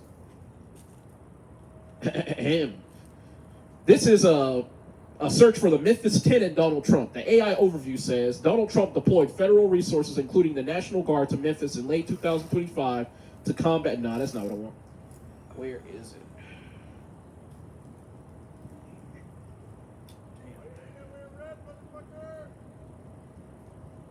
Said something about wearing red, motherfucker. I guess it's talking to me. What that mean? Somebody talking about somebody wearing red, what you claiming Crip? I don't know what that means, man. But if you're a white man, you going in slavery. Yep, it's coming. Don't worry about it. Give me Revelations 13:9 through 10. We need to get some words of Christ. Right? Oh, yeah, he's up there. Come on down here, man. Why you up there? Well, how like a little bitch and come talk. See, again, that's what the white man does. Hey, he's the one in the clefts of the rocks. You can't make it up. Whose habitation is high? Give me Obadiah 1. Yeah, buddy.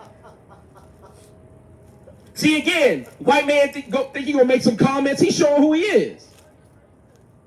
The Bible's racist. That don't stop us. Y'all been racist for 500 years. It's about time we tried a little racism. It's about time we tried some. See, again, the white man always talking about y'all racist.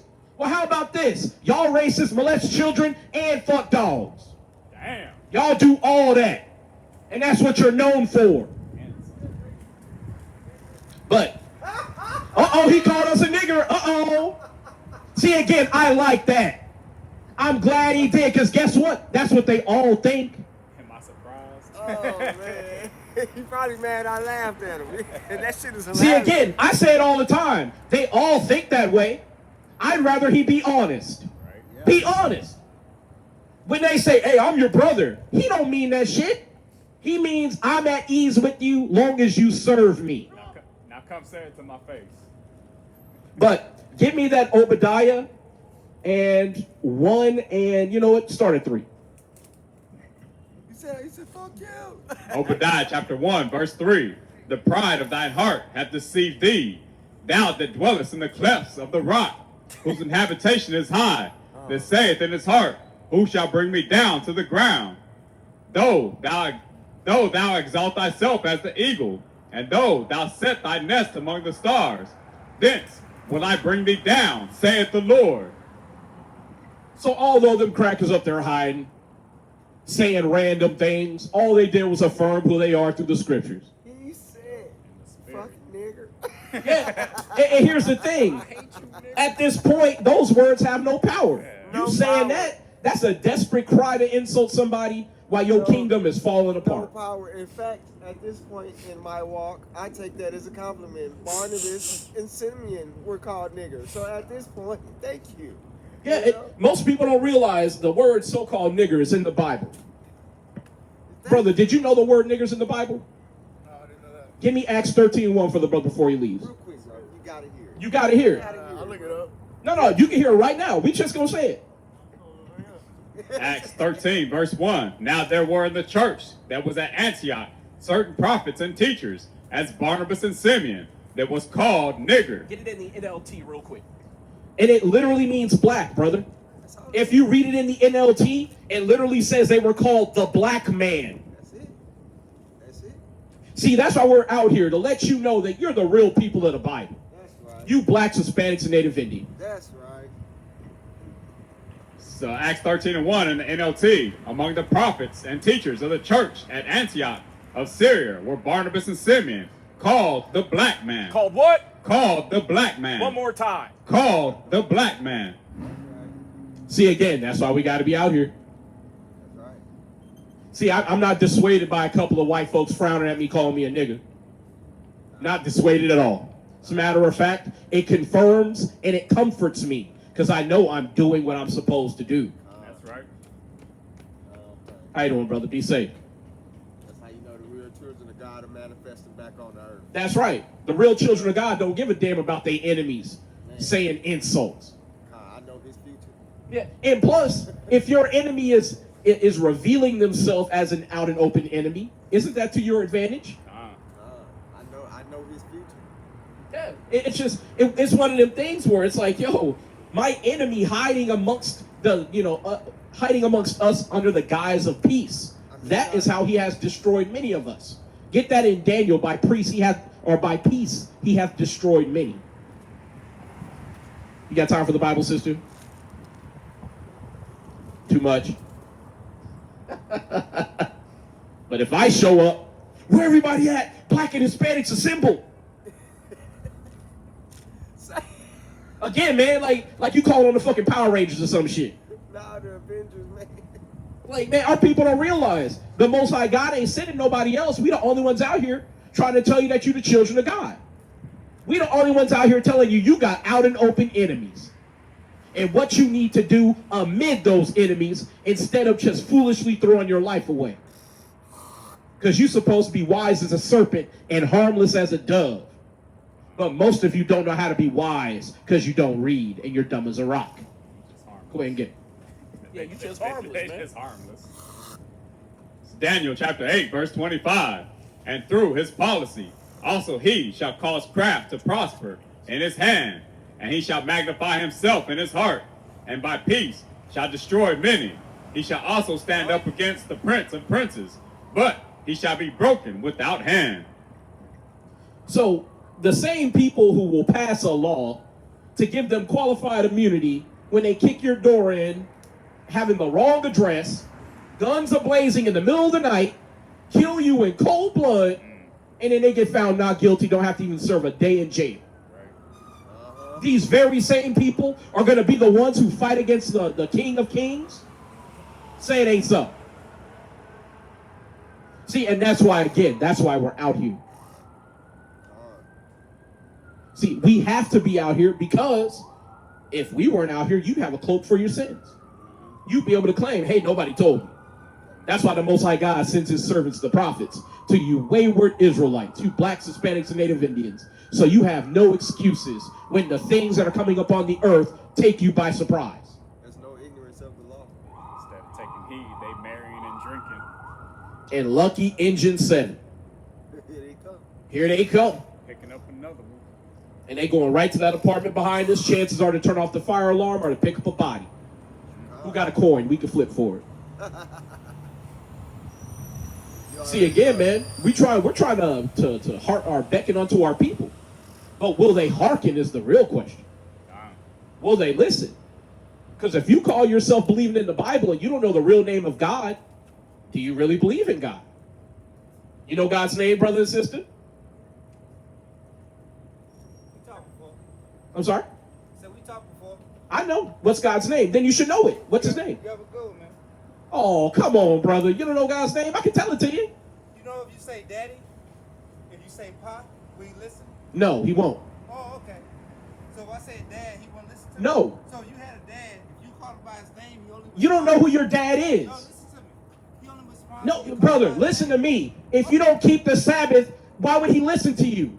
If you don't keep the dietary laws, why would he listen to you? You don't even understand that you've been kicked out of the house, brother, because for not listening to God. And that's exactly why I was saying, if you don't know God's name, do you believe in God? And the answer is no. Give me 1 John 2 and 3. And he's going to walk up the street talking to his woman, talking about, yeah, man, them brothers is wrong. Meanwhile, we're going to read out of the scriptures that, sister, he is the last person you need to listen to. 1 John chapter 2, verse 3. And hereby we do know that we know him, if we keep his commandments. He that saith, I know him, and keepeth not his commandments, is a liar, and the truth is not in him. So, brother, you're a liar. You don't keep the commandments, so you don't know God. Stop kidding yourself.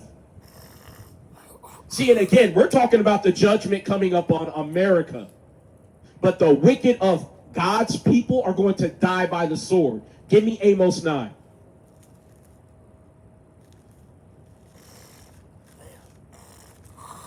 See, again, we're not just trying to start trouble with our people, but the Most High God has made our foreheads hard against your foreheads. So if you want to be an ignorant nigga, we going to be ignorant right back to you. I'm not trying to listen to you talk about, oh, if I call God daddy, will he listen to me? The Most High God is the King of Kings, and you think you can informally refer to God as daddy? The fuck is wrong with you? Sound like some gay shit. Daddy. Yeah, you've been listening to too many white folks who tell you that you can call Jesus Jebby and all this other nonsense. Like he's just your best friend from the fucking bowling league when he's the Son of God. Respect. Put some damn respect on God's name. Give me Amos 9 and 13. As a matter of fact, start at 10. Yeah. Amos chapter 9, verse 10. All the sinners of my people shall die by the sword, which say, the evil shall not overtake nor prevent us. Not too much. In that day will I raise up the tabernacle of David that is fallen, and close up the breaches thereof. And I will raise up his ruins, and I will build it as in the days of old. So the restoration of God's people, the Israelites, is going to start with the destruction of the hard-headed and those who refuse to listen. Again, read Ezekiel 9 if you don't believe me. There's a harsh judgment for all the people that the Most High God deems as unworthy. Partakers of their sin, you'll be partakers of their destruction. Yeah, if you joined unto God's enemies, he coming for you. If you a wicked-ass Israelite not keeping God's laws, he coming for you. Hey, if you one of the fence straddlers who think, hey, I'm not going to choose one way or the other, he coming for you. Man, it's crazy how they think too, though, bro. The other day I got asked if I was in a cult because I had on tassels. Because I got on Hey, that's crazy. They're like, are you in a cult? Are you a Freemason? What the hell? You know, But give me what is it? John 18. You worship, you know not what. No, that's John 4, I think. Yeah, give me John 4. For salvation is of the Jews, right? uh-huh. See, again, most of our people talking about, oh, you can call God anything. You don't need the real name of Christ. It's like you don't know what you're worshiping. That's your whole problem. And you don't know what you're talking about because it literally says those who receive God's real name should be parted with a white stone. Well, it's those who believe upon me, as the scriptures had said, out of his belly shall flow rivers of living water. You ain't supposed to be making it up because the scriptures are not for any private interpretation. And then for that brother to say, you've talked to me before. So, brother, why aren't you showing any changes? Right. He had a cloudy mind already. He was already had animosity before he started speaking. Yeah, I know. Well, it's that whole, you already talked to me, so it's like, you know, the greeters at Walmart and shit. You already talked to me, so you don't have to talk to me again. It's like, brother, I'm going to talk to you every time I see you until I see the desired changes that God has commanded. Right. But get me, John 4 and 22. Yeah. And the crazy thing about that, The crazy thing about that, when you talk to somebody, it should be a common thing when you see them again to show greetings or some type of, hey, how you doing or anything. Oh, you talked to me before, don't say shit to me. What kind of attitude is that? Nonsense, man. John 4, verse 22. Ye worship, you know not what. We know what we worship, for salvation is of the Jews. But the hour cometh, and now is, when the true worshipers shall worship the Father in spirit and in truth. For the Father seeketh such to worship him. So the hour is coming where the true worshipers of God, the true followers of Yahushua, are going to worship the Most High God and keep the commandments in spirit and in truth. Shalom. What's up, brother? How you doing today? Fantastic. How you doing? Doing great, doing God's work. Yeah, that's it. You got time for some scriptures? Yeah. All right. you don't look like you cold Hey, at all. you ain't cold? Yeah, I just got out here. Yeah, we're cold. Okay. For sure. So I have a question. Is God all love, all good? You hitting like right now. Hold on. I'm keeping it consistent because the other brother who was with us last time, He was over here. We talked about the same thing. So we gonna keep y'all on the same assignments if we can. That's crazy. Cause like, well, you think about it, like, I mean, he's almighty, so he's everything, right? Okay. So it's like, yes, he's gonna love you, but he can also be angry at you. So, Okay. like, he could be mad at you and love you at the same time, but like, there's been people in the Bible where he's like, you know what, I'm done with them, get rid of them. So it's like, I'm getting rid of you. Does God kill people? That's a better question. Is there love without Like, discipline? Give me Deuteronomy I mean, 32 yeah, and 39. right. Like, there's discipline, right? Like, but he's teaching people lessons. Like, listen to what I have to say. Death is the ultimate. If you don't listen to this, you will die, right? And Correct. they go, oh, don't turn around, you're going to turn to salt. Oh, I'm turning around. And God did that. Yeah. So, So- it's like, so- but they had the choice. They had the free will to say, well, God told me not to look. I'm going to keep going. She going to look, be like, I got to see. And then, And what people don't know is she didn't just look back. She wanted to return. Right. That's why she looked back in general, because it's like, oh, not Sodom and Gomorrah. That's my It's like, yo, that's like wanting to go to damn Tel Aviv during the gay parade. You know what I'm saying? Like, if you want to be anywhere near that place, that's wicked, man. yeah. But give me Isaiah 45 and 7, and then we're going to go to Amos 3 and 6, and then we're going to go to Job 1. Because if I asked you, right, is God behind evil as well? Like, that's a good definition. Like, would I say he's behind evil? Yeah. Me, personally, I would say no. Like, Okay. behind evil, Yeah. he created everything, right? And they all had, like Lucifer, for example, he had a choice and rebelled and became evil. After we talk about this, what if I told you Satan never got cast out of heaven? In the book of Job, when the angels go and check in with God, doesn't Satan come with them? We're going to read it. Okay. It's Isaiah chapter 45, verse 7. I form the light and create darkness. I make peace and create evil. I, the Lord, do all these things. Who's doing it? I, the Lord, do all these things. So the Most High God creates peace and he creates evil. He does everything. That's one witness. Let's get Amos 3 and 6. Amos chapter 3, verse 6. Shall a trumpet be blown in the city, and the people not be afraid? Shall there be evil in a city, and the Lord hath not done it? That's rhetorical. Shall there be evil in the city and the Lord didn't do it? So say you see a drive-by shooting happen, and like an innocent person gets shot to death. God is behind that. Now, the reason why they got shot, we don't understand that. Give me Isaiah 57. And start at 1. I want to show you, did you know sometimes God pulls people off this planet via death to spare them a much more grievous affliction later on? Right? I want to show you. Isaiah 57, verse 1. The righteous perisheth, and no man layeth it to heart, and merciful men are taken away, none considering that the righteous is taken away from the evil to come. That's all we need. So sometimes the Most High God uses death as a mercy tool, not just a tool of affliction. Now I'm going to show you what we were talking about. Get that for me in Job 1. Because have you ever got a ticket or been in court for something? Yeah. Have you ever done something where you needed a lawyer? Nah. No, okay, yeah, I haven't done it either. Technically. But I had jury duty before at the court here. But when you're looking at court proceedings, there's three main figures outside of the defendant and the plaintiff. There's the defense attorney, there's the prosecutor, and there's the judge. Now, if you had to put a biblical title on the judge, the defense attorney, and the prosecutor, who would be who? The judge, the defense attorney, and the prosecutor.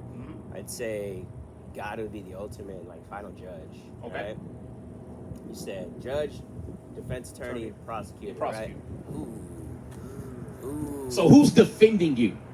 I say Jesus would be defending. Good, that's right, because he's your intermediary, Yeah. your intercessor.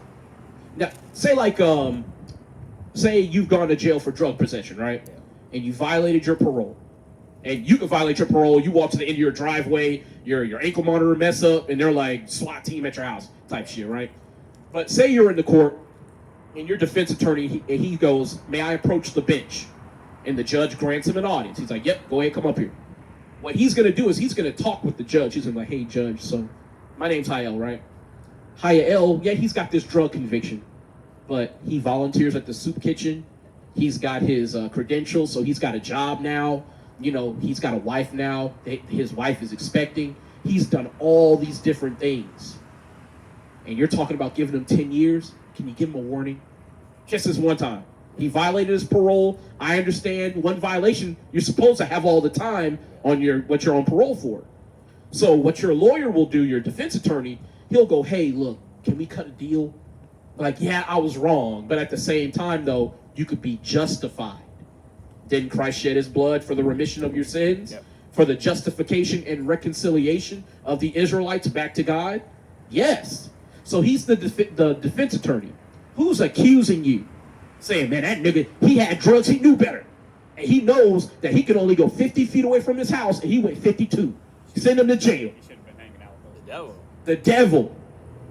So let me get this straight. You've got God the judge, and there's a defense attorney and a prosecutor. Can the court operate without any of those people? Nah. No. So why is the devil someone that we look at and go, he doesn't belong here? Because give me Isaiah 48:10 real quick. Basically, he's needed. He's needed. Why? He's needed because of the judgment to come. He's needed because we have that free will to choose where we want to go. God said, I'm not going to force you to come to me. Jesus already came and defended y'all. You have the choice to come to me. But you also have the choice to listen to whatever the devil's going to tell you. And then when time comes, the devil say, well, he didn't do this, and this. And then God's going to be like, well, you didn't. You had the option. Okay. This is what you chose. This is how you lived your life. This is what you wanted. This is your judgment. Now, what if I told you that there's no free will either? God already chose who he chose. Why do you think when you walk by here, it's in your spirit to stop? Whereas we're saying the same exact thing to everyone who walks through here, and you're like, I'm going to stop, and they don't. Because the Most High God put it in your spirit to hear a prophet and go, you know what? Let's get fed. Everybody's not chosen, brother. And we're going to get that after this. If you got, how much time you got? I got time. Yeah. You got time? All praise. 40 and 10. Isaiah chapter 48, verse 10. Behold, I have refined thee, but not with silver. I have chosen thee in the furnace of affliction. So if we've been chosen to be afflicted in a furnace, what is a furnace meant to do to metal? Purify it. Yeah. Purify it? Purify it. So say like if you have gold, have you ever had like an old piece of jewelry and it starts to get that like crust on it? It's like dross, rust and all that. You have to burn that out, right? So what the Most High God has done, as a matter of fact, the nation of Israel has become dross. Look that up. It should be in Ezekiel, I think 22. Basically, you have to turn up the heat in the kitchen. Yes. If you can't stand the heat, you gotta get out the kitchen. So my question is, do you have kids? Yeah. Okay, cool. So say your kid gets bad grades at school, right? And you give them a spanking and you ground them. What did you spank them and ground them for? Like, what is the expected improvement that you want to see going forward? Better grades. Better grades. Yeah. Now, if you see better grades, are you going to keep punishing them? No. No. Yeah. What if you see worse grades? Yeah, they're gonna get punished again. Now you're seeing how we ended up here. What if God told you, hey, don't worship other gods? And then as soon as Moses is coming down from the mountain, we're already worshiping a golden calf. Oh, yeah. Yeah, it's all bad. It's all bad. Yeah. And then every time one of our judges died, it says, literally in the book of Judges, we would worship God until the judge and all his associates were dead. And then we would fall off again, go into captivity, and then that process would go over and over and over. Now we're going to go back to the courtroom. What happens when you're in front of that judge for the third time for the same offense? Oof, that's it. You about to get elbow dropped with some years. As a matter of fact, there are videos on YouTube you can watch right now where the judges are like, yo, I'm literally tired of seeing you. If a judge has to tell you, I'm tired of seeing you, you're about to go away for a long time. Now, what did God tell the Israelites? If you keep my laws, I'll let you stay in the land. You'll have access to the fat of the earth, and all the heathen will serve you. But what did he say if we broke his laws? Yes, the heathen. See, if we break his laws, the Most High God said, I'm going to put you at the bottom of the earth. I'm going to put you in the hands of your enemies. So now when you talk about Satan, it's not as black and white as people make it, where everything bad is just attributed to the devil. Because guess what? Just as much as the devil is your accuser, the devil has people that are chosen for him to basically call his chosen. Yeah. And that, well, we'll get that later, but let's get this real quick. Yeah, get that real quick. Ezekiel chapter 22, verse 18. Son of man, the house of Israel is to me become dross. All they are brass, and tin, and iron, and lead. In the midst of the furnace, they are even the dross of silver. Therefore thus saith the Lord God, because ye are all become dross, behold, therefore I will gather you into the midst of Jerusalem. As they gather silver, and brass, and iron, and lead, and tin, into the midst of the furnace, to blow the fire upon it, to melt it. So will I gather you in my anger, and in my fury, and I will leave you there, and melt you. So think about this. When we were in slavery, you know about buck breaking. Some of our forefathers chained to the floor, getting a train ran on them by white men, cried out to God, and God said, your foremother had babies cut out of her womb. Did you know the Spanish were putting cats inside of the cavities where they were cutting babies out? The Spanish were a special breed of terrible to our native brothers. And they would sew it shut, and that cat would go berserk and try to scratch your insides out. As a matter of fact, what's it called? It's something with Columbus. You know, the Mastiff? They were bringing Mastiffs, those dogs, over and letting them eat us alive. They were doing that type of stuff. But when God told us to worship him, did we take it serious? Obviously not. Give me Ezekiel 7 and 23. Yeah, we're going to get that because I want to show them what the devil is real quick. But I just want to show you that because we kept going back to God's courtroom and we kept breaking God's laws, eventually God said, I'm giving you the worst sentence I can give you. Not only are you going to be put in slavery, I'm going to put a slave master over you who is the worst of the worst. And I'm going to prove it. Ezekiel chapter 7, verse 1.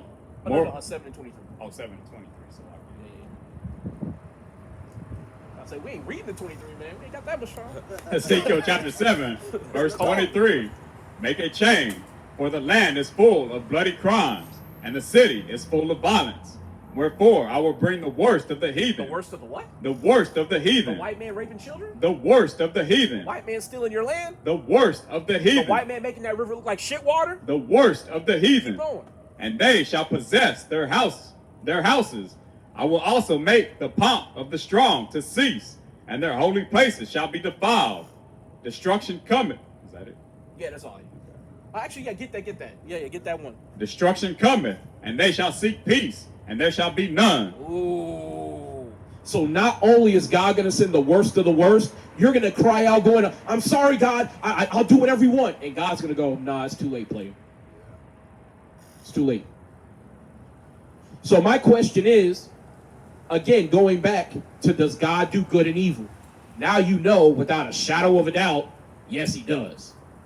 But he has tools to accomplish his evil. Let's go to Job 1. Because, let's start at, you got it. Job chapter 1, verse 6. Now there was a day when the sons of God came to present themselves before the Lord, and Satan came also among them. And the Lord said unto Satan, Whence comest thou?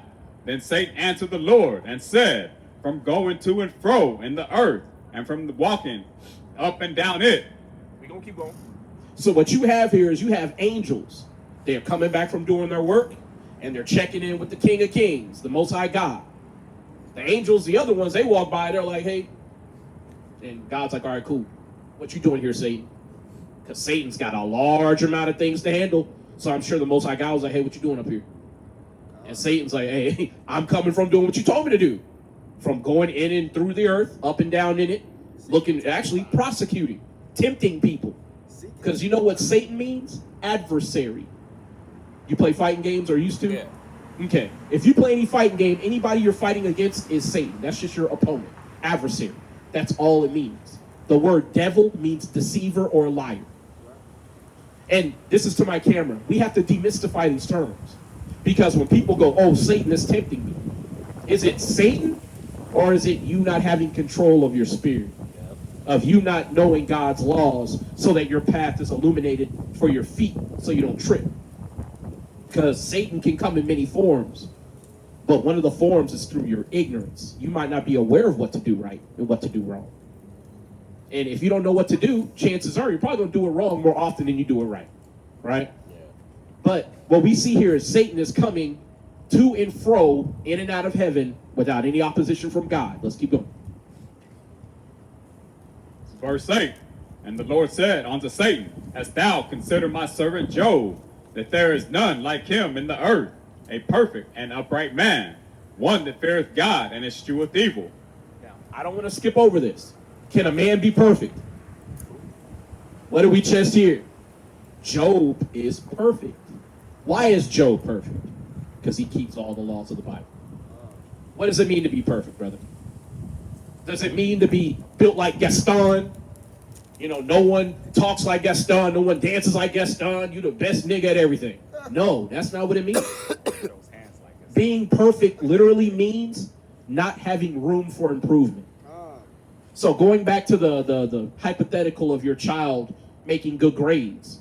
If they're making good grades at school, what would you say their performance at school is? Perfect. Yeah, exactly. Yeah. You don't desire anything better than that. Just keep your nose clean, keep your head down, make them grades so I'm not paying out the nose for college. That's it. Now, when we extend that to everything in your life, perfection is no longer this mark that no one can reach. Perfection is literally just a decision away. So, if I tell you there's 613 laws in the Bible, can you be perfect? Yeah. Yes, quite easily, in fact. As a matter of fact, more times than not, our people are very close to perfection. Not supposed to steal, not murder, not steal land.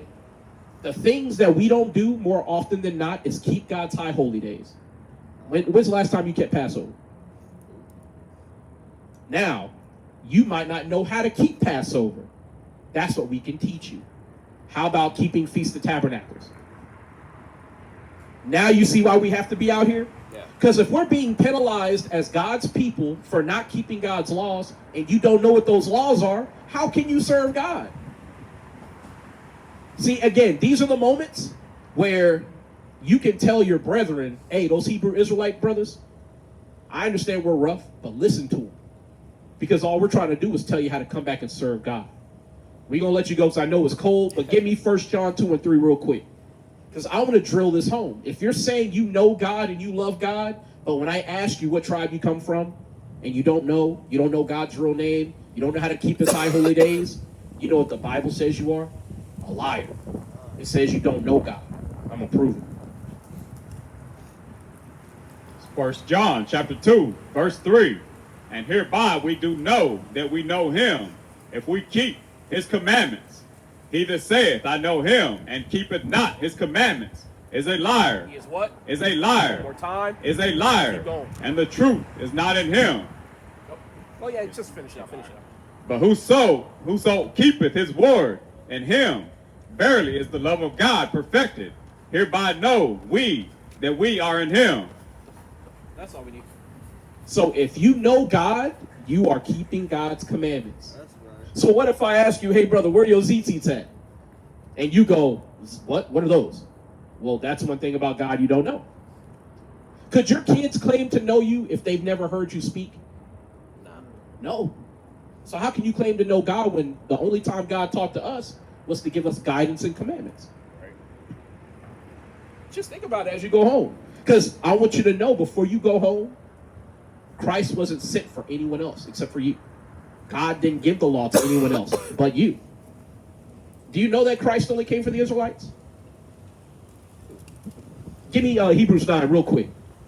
We usually get Matthew 15 and 24 where Christ out of his own mouth says, I was only sent to the lost sheep of the house of Israel. Or Matthew 10 and 6 where when he dispensed his disciples, he said, go to the lost sheep of the house of Israel. But I want to show you in Hebrews 9, the blood of Christ was literally shed for those under the first covenant. That's right. Who was the first covenant made with? The old covenant. Remember when Moses, he took the blood of the calf and he sprinkled it on the altar. Remember the 12 altars that they made, the pillars? And the altar, he sprinkled the blood upon that. Then he took the blood and he sprinkled it on the people. Who was there?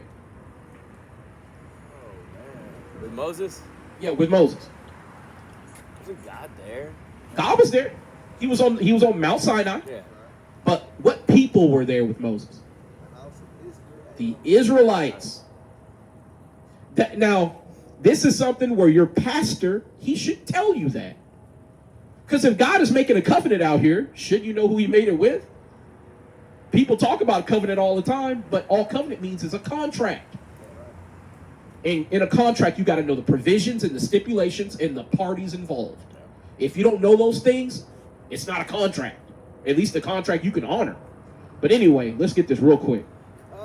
I know you got to go, but yeah, get that. Yeah, start 11. Perfect, man.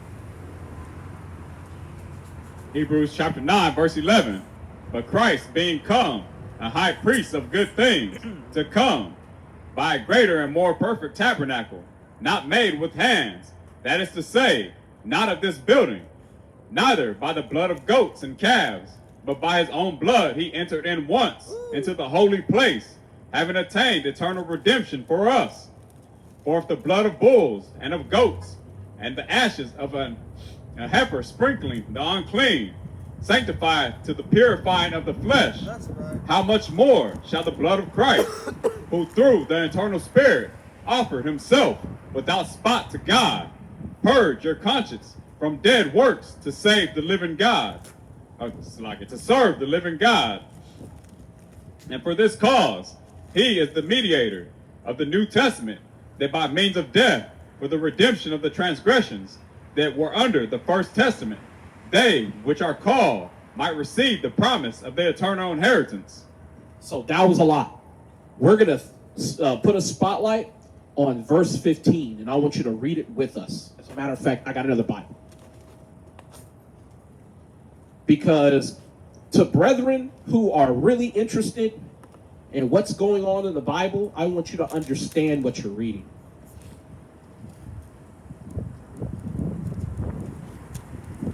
Thank you. My hands are like rocks, man. All right. Fingers every time I go to do Oh something. my God. Man, prepare gloves, man. Yes. Get some gloves, man. I'm gonna have to get you brothers some gloves. Yeah. Give me, brother. All right, we're going to reread 15. Same thing. No, go ahead and reread it. Hebrews chapter 9, verse 15. And for this cause, he is the mediator of the New Testament, that by means of death, for the redemption of the transgressions that were under the first testament, they which are called might receive the promise of eternal inheritance. So what we have here is we have a declaration of why Christ died. It's for those under the old covenant. Well, the old covenant was made with Moses and the Israelites. That's right. And it's to secure the new covenant. The new covenant is in Hebrews 8. It's a page back. And it's being made with Judah and Israel. Remember how Israel split into two kingdoms, the northern and southern parts? That's what the reconciliation is. When we were kicked out of the land, that's the branches being broken off for iniquity and sin. We were kicked out of the land. We discontinued from our heritage. We forgot we were Israelites. So we've been broken off. Through Christ's blood, we are reconciliated with that tree so that we can be part of the so-called body of Christ. So that is why Christ died. It's not for the entire earth. It's not for everyone. It's only for us. Now, I would ask you, did we succinctly prove that? Like, did we neatly prove that shortly? Yeah. Yeah, neatly. Okay, because most people, they say it don't make sense. Can you turn to Hebrews 8 real quick? It's just a page back. Go to Hebrews 8 and 8. Yes, sir. Go ahead and start. Hebrews chapter 8, verse 8. For finding fault with them, he said, Behold, the days come, saith the Lord, when I will make a new covenant with the house of Israel and with the house of Judah, not according to the covenant that I made with their fathers in the day when I took them by the hand to lead them out of the land of Egypt, because they continue not in my covenant, and I regarded them not, saith the Lord. For this is the covenant that I will make with the house of Israel after those days, saith the Lord. I will put my laws into their mind, and write them in their hearts, and I will be to them a God, and they shall be to me a people. And they shall not teach every man his neighbor, and every man his brother, saying, Know the Lord, for all shall know me, from the least to the greatest. Now, based on that, we know two things. We know who the new covenant is with, and based on what we read in Hebrews 9, we know that the new covenant was purchased with Christ's blood. That's right. But we also just found out something else. When people say that we're saved, you would say you're saved right now, right, brother? Yeah. Read that again. It said that when the new covenant comes, the God's laws will be put in our inward parts. And we would not have to teach every man his neighbor, saying, Know the Lord. For the least unto the greatest shall know the Most High God. That's right. Now, what are we doing right now, brother? We're having to teach everyone. But if we were under the new covenant and we were saved, brother, we wouldn't have to do that. That's true. Teach nobody. So we're not saved in the sense that we're out of the hands of our enemies and the promises of God have been fulfilled. See, we have to be specific when you say the word saved, because people will say, I'm saved, sanctified, and filled with the Holy Ghost. For one, you're not out of the hands of your enemies. Sanctified means to be set apart. If you're in the Christian church, you're all put together with everybody. You're not sanctified. And to be filled with the Holy Ghost, that's the knowledge of God, which is the Bible. And the church is the last place to teach you any of this stuff.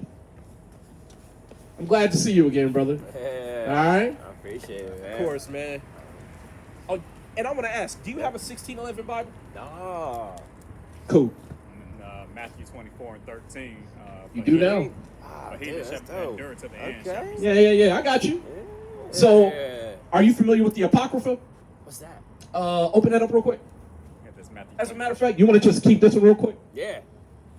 Get this Matthew, Right, Matthew right. 24, 13 real quick. Yeah, go and get it. But Matthew 24, verse 13. But he that shall endure unto the end, the same shall be saved. So, ain't nobody saved yet, because the end hasn't come yet. Right. So Christ even let you know, hey man, you got to put in that work to be saved. But I want to show you the Apocrypha real quick. Go to Malachi. Are you familiar with all the books in the Bible? Most of them? Most of them, yeah. Okay. So the book after Malachi is going to be First Ezra. And it's the same prophet that you read in Ezra. It's just, its name is spelled different. Is that Old Testament, New Testament? Technically it's supposed to be Old Testament, but we're going to go to First Ezra, a book of the Apocrypha. Malachi. Yes, Last God. book of the So, Old Testament. yeah, Malachi going to be the last book. Hey, New Testament says it too, brother. Read the book of Acts. Okay. Okay, so we get to the back. After he So was there's crucified. Malachi.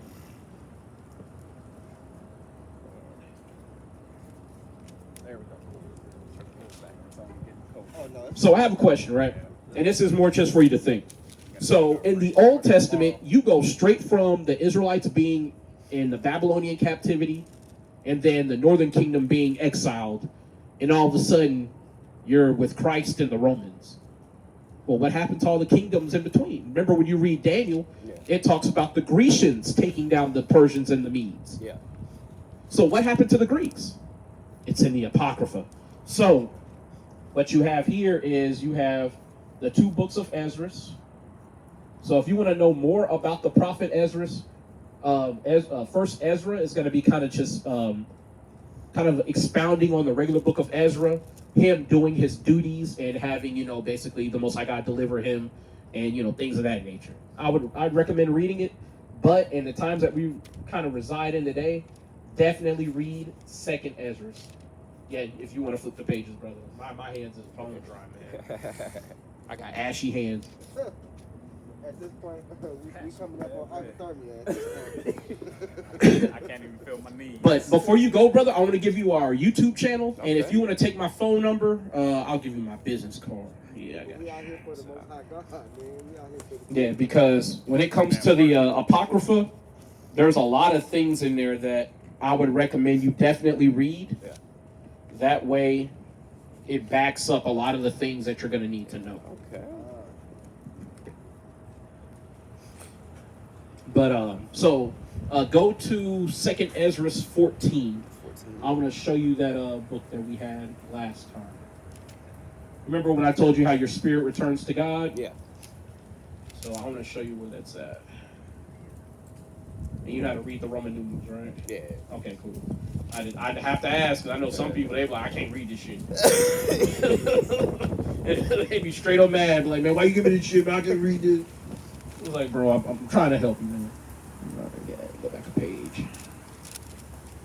And then it should be, yeah, right there. So one thing I paid attention to in school. All praises.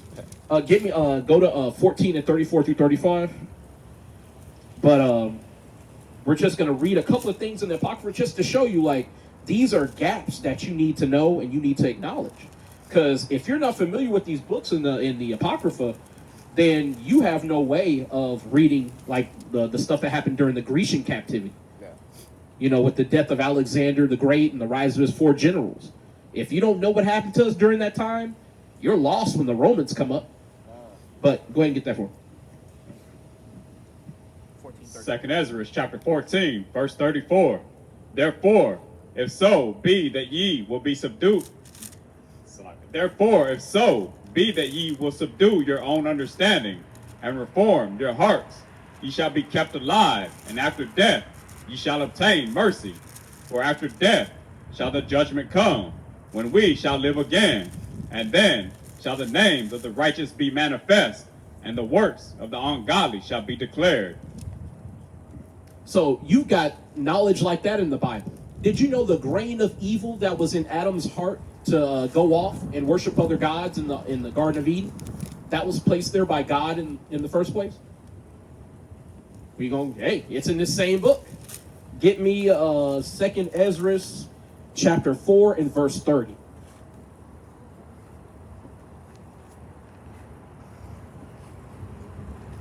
Second Ezra chapter 4 and verse 30. For the grain of evil seed hath been sown in the heart of Adam from the beginning. Hold on, I want to make sure the front got it. Got it. Yeah. 4 and 30. Verse 30. Yes, sir. Sweet. Go ahead. Second Ezra chapter 4, verse 30. For the grain of evil seed hath been sown in the heart of Adam from the beginning, and how much ungodliness hath it brought up unto this time, and how much shall it yet bring forth until the time of threshing come. So this whole process, remember how I said that basically it's a proving process to purify God's people? Well, you got to think, who is Adam? Is Adam his own person? Or you remember how I told you your spirit returns to God and it comes right back down here? Who had the spirit of Adam? Go to Luke 3 and 38. Now, what if I told you Adam and Christ are the same person? Paul told you that too in 1 Corinthians 15. Oh, snap. Yep. See, and again, this is to my camera. If your pastor just reads past those things, there are things in the Bible that are literal mountains, and you don't even see them. Because your pastor is trying to tell you about Malachi 3 and 8. Does a man rob God, and then you're paying your tithe again? Or he's saying Christ loves everybody when Christ never said that. Right? Go to Luke 3 and 38 for me real quick. And this is to my camera. I have to commend this brother because as soon as it gets chilly, man, niggas be using every excuse to not listen. This brother, he thugging it out. He said, yo, I'm going to get this word, man. All praises to the Lord. Say Luke. Yes, sir. 3 and 38. So we're going to read, 23, and then we're going to go to 30, or 38. Sorry. Slocky. What chapter? 3. Luke 3, and then verse 23.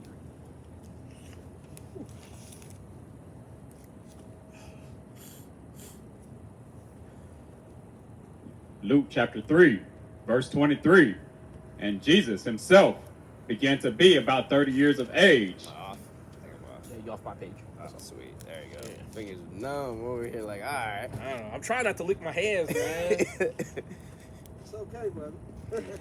We're gonna bet through it. Luke 3, verse 23. And Jesus himself began to be about 30 years of age, being, as was supposed, the son of Joseph, which was the son of Heli. Helly. Right. So what I brought you here to show is that we're about to go through the whole patrilineal line of Jesus Christ. But it culminates in verse 38. Let's read it. Luke 3, verse 38. Which was the son of Enos, which was the son of Seth, which was the son of Adam, which was the son of God. So wait a second. Adam is the son of God? I thought Adam was just dirt, and the Most High God made him like into a real boy, like Pinocchio. How long have one begotten son? Because that's what your pastor tells you. Yep. And then I thought the Most High God only had one son, like Brother Ahmad is saying. So if the Most High God only has one son, and that son has been other people, then how could that be? But now you know that your spirit returns unto God, you receive your judgment, and you come back here. So I have a question. The promises that were made to David, that his son would sit upon the throne of Israel, judging the tribes of Israel, and that if he transgressed the laws of God, that he would be chastened with the rod of men. Right. Wasn't that made about Solomon? It was. Didn't Solomon go off and start worshiping other gods at the twilight of his life? He did. Did he suffer for that? Yeah. No, he didn't. No He died in peace. What? So I have a question. If the promise was, if he basically transgresses, that he'll be chastened with the rod of men, So he went up, came back. and who did he come back as? Who got He came back. Who got checked? As Christ. Remember when give me why callest thou me good? And Christ responds by saying, there is none good but one, and that is God. You might have one life where you got it all correct, but does that mean you perfect all the time? No, because your spirit has to come right back down here. Did you know the book that I had you go to, Ezra's? After Ezra has to rewrite the Bible because it got burned, the Most High God had him taken up like Enoch. It's all in there. See, and this is to my camera. Your pastor will tell you can't be perfect. But that's because your standard of perfect is like literally being Superman. Yeah. But if you know perfection in God's eyes, it's just you doing what he tells you. Everything else, he'll give you what you need. Right? Matthew chapter 19, verse 17. And he said unto him, Why callest thou me good? There is none good but one, that is God. Keep going. But if thou wilt enter into life, keep the commandments. Do what? Keep the I commandments. want to go to heaven. Keep the commandments. I want to be safe out here. Keep the I commandments. want to get out of slavery. Keep the commandments. No way around it.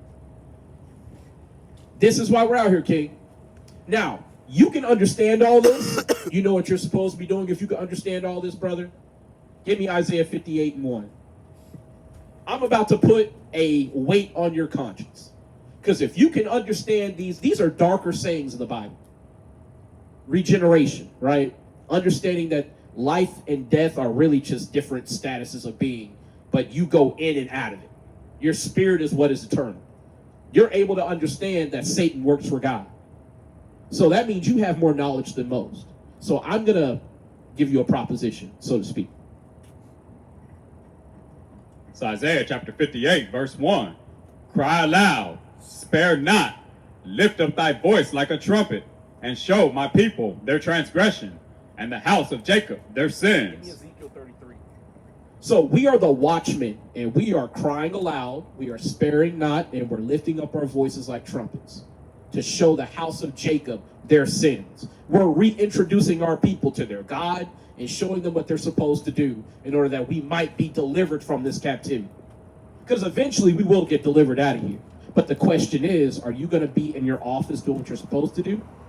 Or are you going to keep saying, you know what, I'll let those brothers handle it? What you going to do?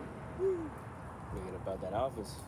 Yeah. Let them brothers handle it. You gotta go. You gotta keep them commandments. You got to do the commandments. Yep, But shouldn't you teach your brethren to do likewise? that's true. You should. Because if you read comic books, right? Yeah. With great power comes what? Great responsibility. Great responsibility.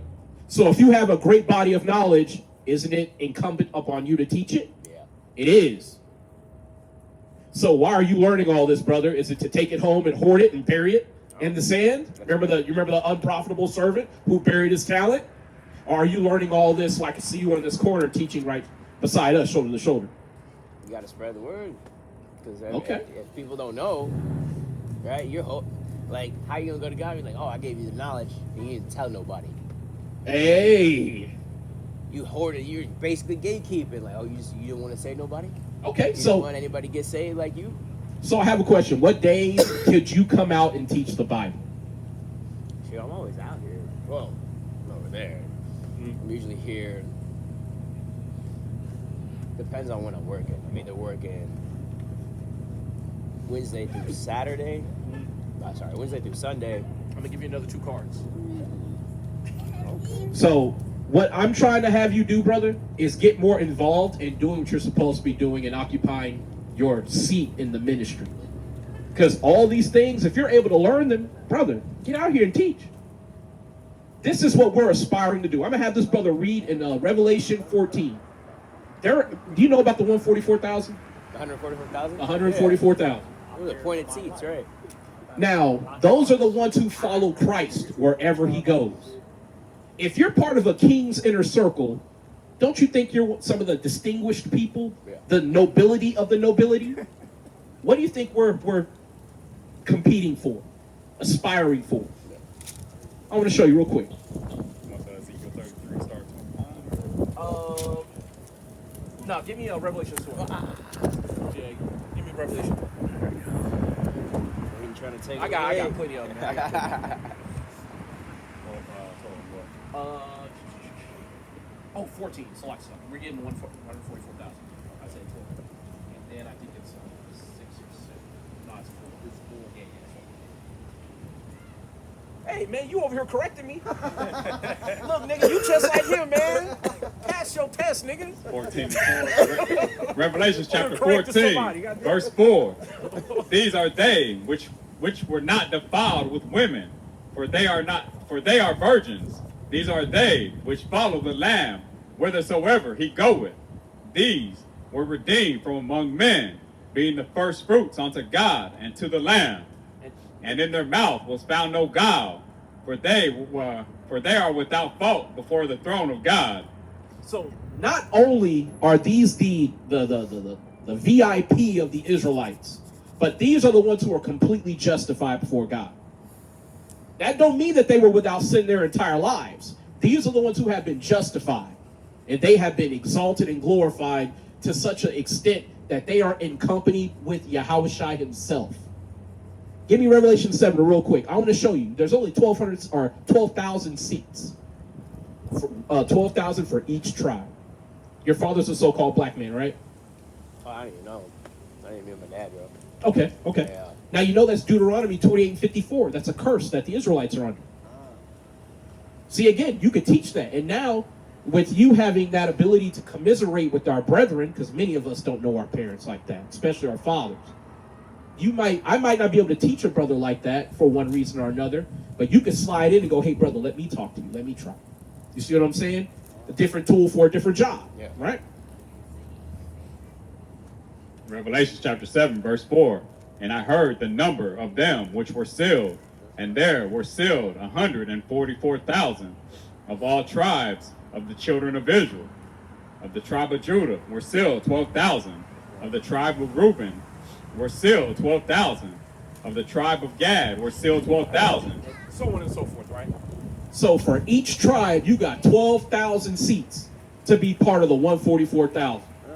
Now we know the Most High God's chosen are God's flock are men. Who God works with are through men, right? Not to say the women aren't important, but at the same time, though, there's an order to things. God, Christ, man, woman. God is working through his son, and his son is working with the men. So you've got 12,000 positions I want my seat, brother. And if you had, I can't say whether I'm part of that or not, or I'm even going to be saved or not. But I'm going to do my damnedest to be doing the things that the 144,000 will be doing. Standing in the face of our enemies and telling them their judgment while trying to redeem our people with the knowledge of God. I think that's what the elect will be doing, brother. Right. So if you are endeavoring to receive a crown, literally a crown, give me 2nd Ezra 2. We about to wrap it up, I promise. I promise. Right? But if you're endeavoring to be distinguished as a righteous servant of God, you got to turn that corner, brother. Start teaching. And you ain't going to come out here and just immediately start doing this. You're going to get built up. And you'll have brothers with you. When I started doing this, brother, I was by myself. And these brothers, they make me act better. Like, believe it or not, they make me, like, literally act better. So I was out here like a roaring lion, and I made a lot of mistakes. I've had to fight a lot of niggas over here. For real, for real. But the reality is, it's because the Most High God was allowing me to cut my teeth on the material that was going to shape this office. And now I got brothers around me. I can help them get built up. They can help me get built up. And then we can build brothers like you up who are new to the office of preaching to God's people. If you have questions, we can answer those questions or direct you to elders who can answer it further. Let's go ahead and get it real quick. 2nd Ezra 2 and no. Yeah, that shit hurt. It made my mind blank out. Let me look at my Bible real quick, bro. And I got layers on. Whew, Yeah, I got layers on too, bro. I got 2 shirts and the thermal on right Yeah, now. I feel every bit of that. I felt my soul leave my body, bro. Hey, Now you Most acting High more like a tested. nigga. You showing your code. For real. Most High Oh. tested right now. Right, Hey, it's- are you out here for real? Yeah, we out here for The real. temperature's dropping down. It's for the people, man. We gonna let you go after this one though. We gonna do yeah, give me a 2 and start at 42. 2nd Ezra chapter 2, verse 42. I, Ezra, saw upon the mount Zion a great people, whom I could not number, and they all praised the Lord with songs. And in the midst of them there was a young man of a high stature, taller than all the rest. And upon every one of their heads he set crowns, and was more exalted, which I marveled at greatly. I have a question. Who's this taller figure giving out these crowns? It's Yahushua. It's Christ. You know, he said if you get into Revelation 2 real quick. I don't want to butcher it. I'm gonna teach you how to precept your Bible. You probably already know how to precept, but there's some things that we'll just guide you on as you learn it, right? And we could do it all right here, or if you reach out to me and I can invite you on Zoom calls, whatever, and we can start reading the Bible and crunching some of this stuff down, brother. But give me Revelation 2 and as a matter of fact, 2 and 10. It's Revelation chapter 2, verse 10. Fear none of those things which thou shalt suffer. Behold, the devil shall cast some of you into prison, that ye may be tried, and ye shall have tribulation 10 days. But thou faithful unto death, be thou faithful unto death, and I will give thee a crown of life. That's Christ saying that. So now Ezra had a vision of Christ handing out the crowns. So if you were able to see this vision and they taught it to you in the church, you would seek after God all the more because you'd realize, oh shit, I'm supposed to be doing shit out here. I'm supposed to be competing. I don't just say, oh, I love God, and then I go back to the strip club. You know what I'm saying? I do.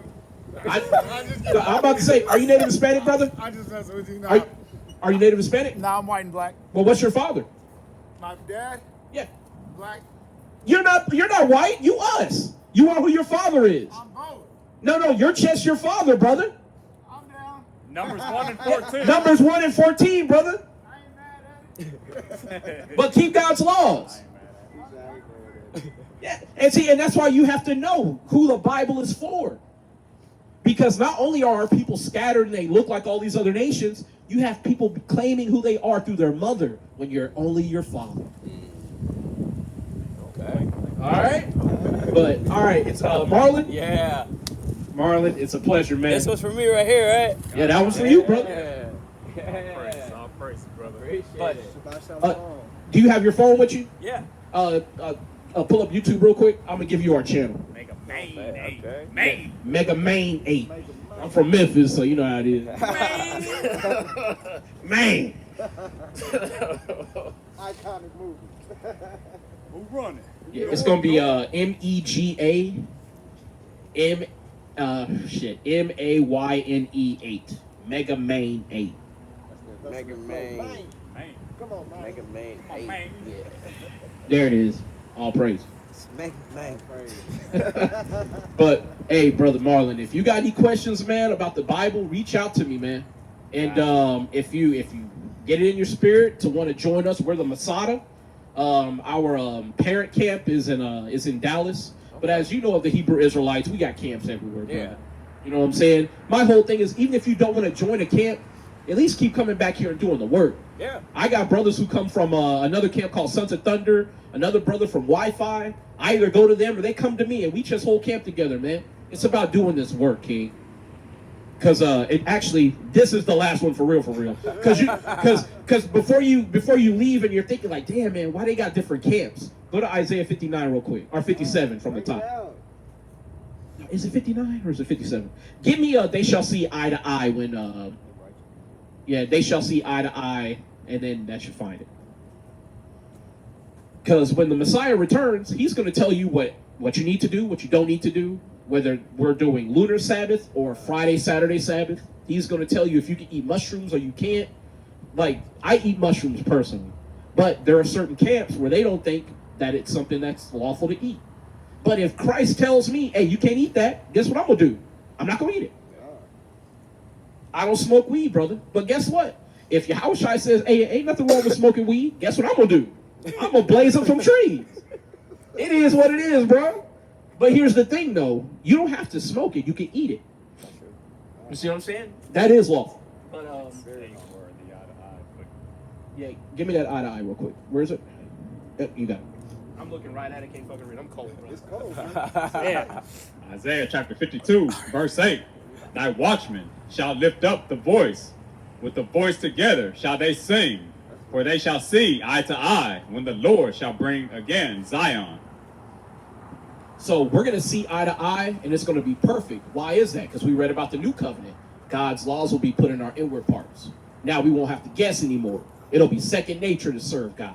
But in the meantime, brother, we do what we can. That's right. Right? Yeah. But brother Marlon, you know where we be at on every Saturday. I would love to say we're here at 3. We black folks, we get here at 3:30, 4 o'clock. It happens, bro. But we'll be here. we'll be here. And if you come to this spot, you don't see us, you have my number, give me a call, man. I'll pick up. Every Saturday, like Toonami, huh? Yes, sir. Toonami, that's way back in the day, brother. That's when I was recording Dragon Ball with VCR tapes and shit. This is Being late for school. This is no swim. Right here. Yeah, don't swim. Yeah. But brother, this is what the Bible is supposed to be like, man. If pastors taught the Bible like this, our people would have no problem serving God. But they teach it from the perspective of Ned Flanders.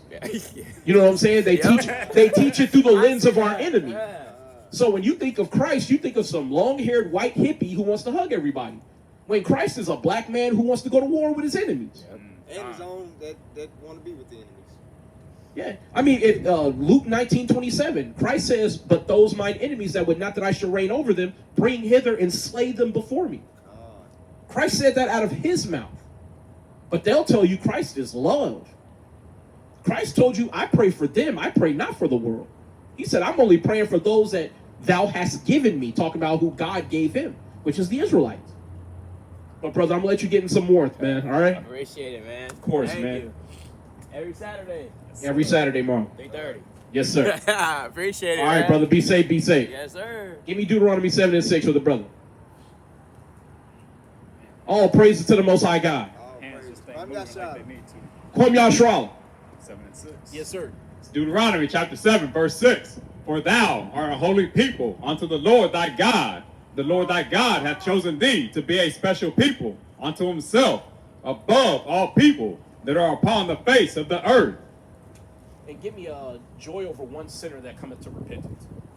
See, again, we have to tell our people, man, the Most High God, he has moved heaven and earth for you.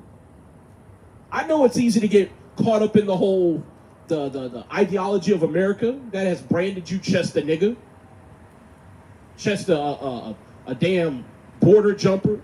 You know what I'm saying? That's what America will tell you are if you black or Hispanic. When the Most High God calls you a king, a priest, and the people chosen to celebrate God's excellency in the earth. You got it? All praise. Esau in the window. I know. Up there, hey, nigga like the Grinch. You like, oh, them niggas down there. Luke chapter 15, verse 7. I say unto you that likewise joy shall be in heaven over one sinner that repenteth, more than over 99 just persons which need no repentance. So when one of our brothers who was wayward comes to repent, the angels rejoice. It is a momentous occasion when our brothers and sisters return to keep God's law. That's right. See it again, and that devil up there, he up there hating. Looking down, going, oh, those damn blacks. And they still out there? Yeah, they still out there. I've never seen niggas work that hard.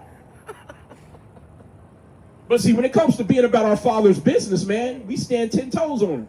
In the cold and all, it don't matter. We For out. real, man, whether it's cold, it's hot, Hey. storming. Brethren out here with no jacket on. Yeah, brother just stepped, he was here in his work attire. Man. And it's like 40-something degrees, getting laced up. But see, when you come to serve the Lord, man, you can't go far enough. Give me Baruch 4. You cannot go far enough, man. You got to seek God 10 times harder, man. Since it was our heart to go astray from God and not keep his commandments, we should be going all the harder for the Most High God. Because I'm going to tell you, the only time you see the so-called white man looking at you with envy and hate is when he can't join in and he's left out. And you're realizing who you are as an Israelite and returning unto your God. I know there's a lot of coons that walk by this spot who hate seeing us, but guess what? We don't give a damn.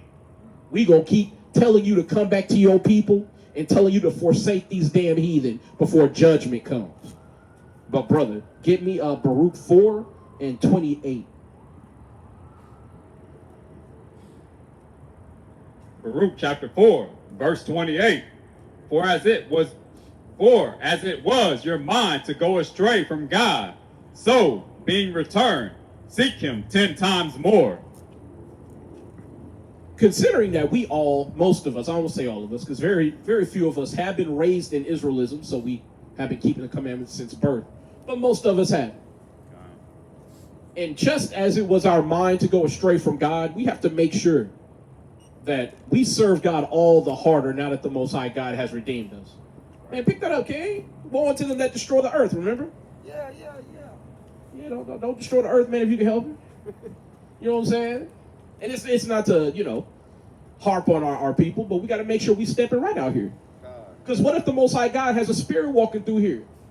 Stepping on the right foot. Like, and that's why in the book of Numbers, you're told to, if you have to relieve yourself at camp, you have to bury it. Because if the Most High God's spirit is going through the camp, man, Most High be like, man, oh my God, he'll just leave. You don't want to offend a king like that, man. If you throwing trash in your area, destroying the earth, you never know what might, piss the Most High God off. So tread carefully, man. But we letting our people know, man, you got to seek God all the more. You can never go far enough. I think that's in Sirach. Right? Because the way the Most High God has given literal nations for our well-being, he sacrificed people for our life. While you get that, I'm going to get something in Isaiah 41 real quick. Yeah, get that real quick.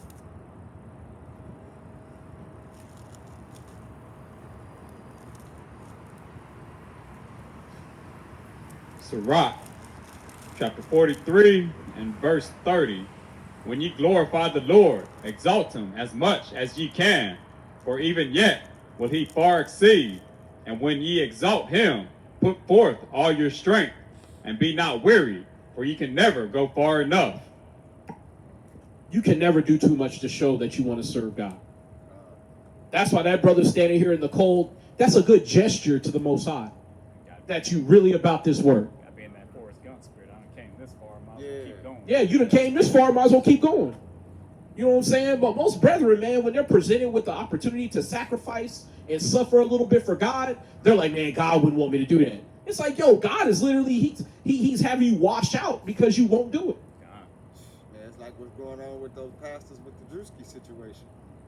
I'm gonna tell you, when Drewski was mocking the Hebrew Israelites, they ain't had shit to say. They ain't really had nothing to say. Now that he mocking these damn pulpit pimps, all these old niggas getting mad, talking about close the doors. Brother, they trying to sue him. Oh, you know it. They trying to sue him. Oh, you know it. He done came against the black church. You know, and when you want to talk about some malignant coons, give me that word, malignant. Most of us just laugh.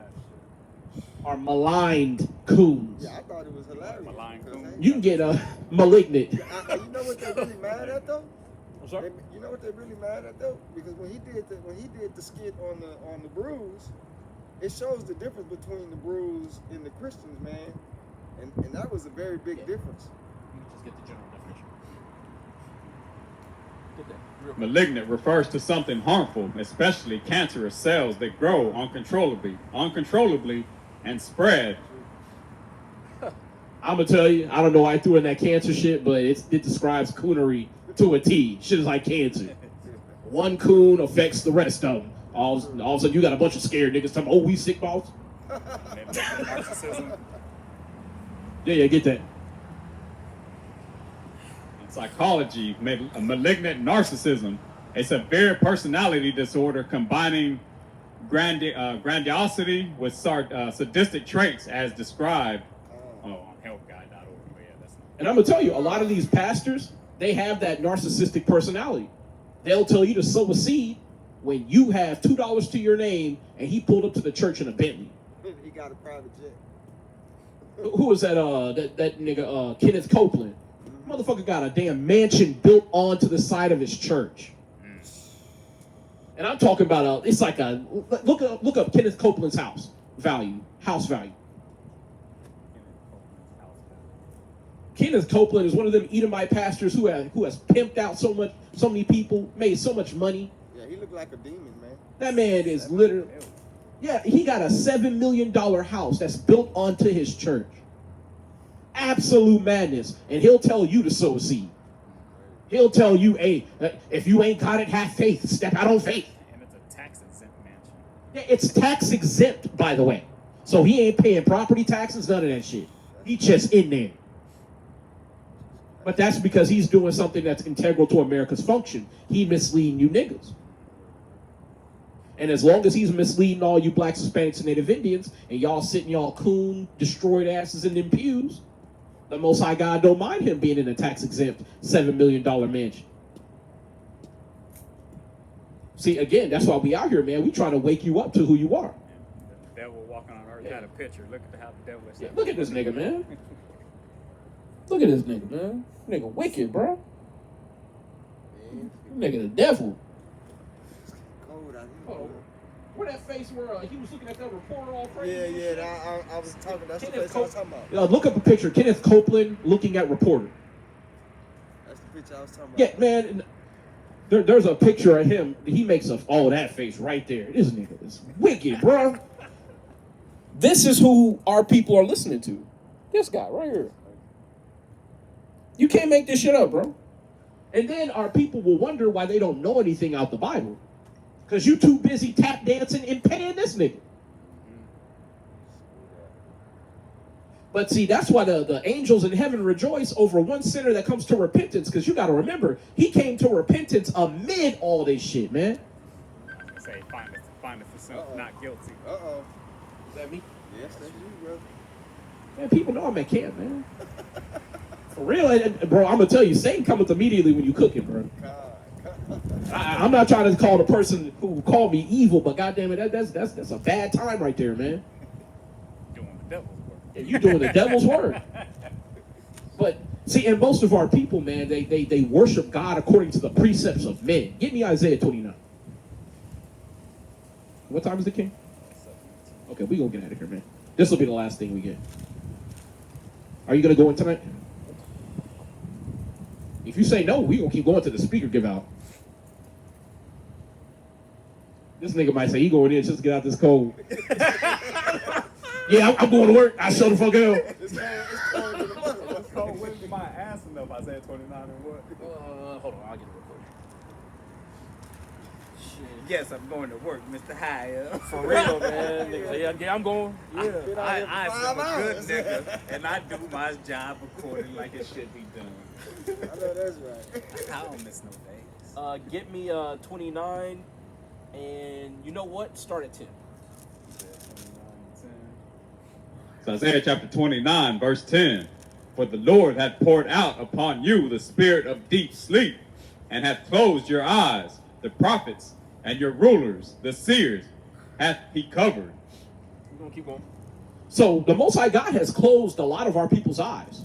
And I'm going to tell you, as a teacher, it is an honor to see a brother wake up and you see those eyes spiritually open. You see the gears start to move. You see the understanding start to flicker behind their eyes. And you realize that's a fire that's stuck. That spark, it lit something and you could see it burn. A lot of times when that spark, you see it in someone's eye and it dies real quick. They're on fire for about 10 minutes. Then they walk away from you and a big booty white woman walk by them. They're like, damn, white folks ain't so bad. I mean, shit, I wish I was making it up. Just No, keep calling me. Some brothers like pork.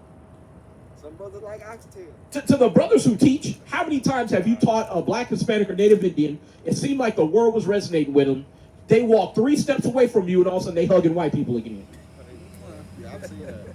I've lived this. You see it all the time. I've seen that. But they don't understand Mark 4:14. Satan cometh immediately. Meanwhile, they hating their brethren from Issachar. You know what I'm saying? When would Judah stop vexing Ephraim? You know? I'm gonna tell you, that ain't gonna stop until your house shot get back. Because niggas make people mad. I ain't gonna lie to you. Niggas make me mad. I'm a nigga. But anyway, let's keep going. For real, will you please stop? Verse 11. And the vision of all is become unto you as the words of the book that is sealed, which men deliver to one that is learned, saying, Read this, I pray thee. And he said, I cannot, for it is sealed. And the book is delivered to him that is not learned, saying, Read this, I pray thee. And he said, I am not learned. See, this is what happens when you're in your church and you start asking questions. Your pastor's going to say, hey, man, I'm not learned. I don't know what's in this book. I know Malachi 3:8, and I know you're supposed to tithe, and then I crip walk and do the worm on the money. How much did you put in the plate? Yeah, man. Creflo Dollar. You know what I'm saying? And some of y'all think I'm kidding. There's literal videos of pastors dancing on money. I'm telling them to shut the door. Yeah, close the doors, lock the doors. I got to live through that. Man. Talking about you asking all these questions, but you didn't put anything in the plate. Yeah, you got pastors, they won't even counsel you unless you're paying adequate tithe. And it's crazy, man. They call tithes alms. It's different. They got it mixed up. Alms is money. Tithes is to what, 10% of your food, so that we can have something to eat. Well, it's your tithe is supposed to be 10% of all of your efforts. All of your efforts. Yeah, So God. if you making popsicle stick houses, God. right? Yeah. If you doing that with passion, you better have 1 out of 10 for the Most High. Man. Yeah.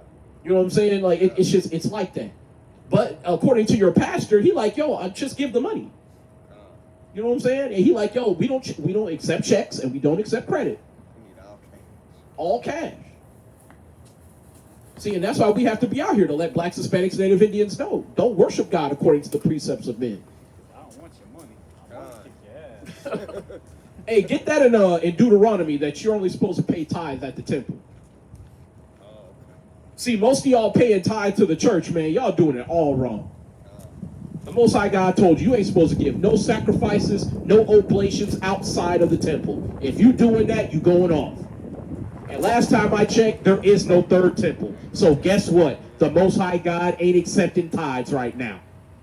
You should feel relieved when you go to church. Oh, watch your pastor. If he find out you ain't putting money in that plate, that nigga gonna start acting up. Big time. It's going Oh, excuse me, brother. I noticed you ain't putting nothing in the plate for the last 3 Sundays. Is there something we need to talk about, brother? crazy. Should be in Deuteronomy. Malachi, No. only pay tithes at the temple? Yeah, I'll get it. I'll find it.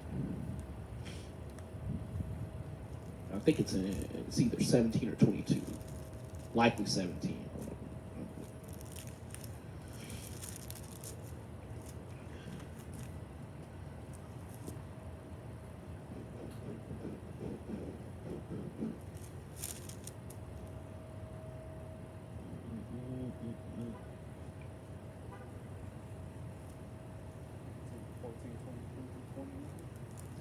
Let me see.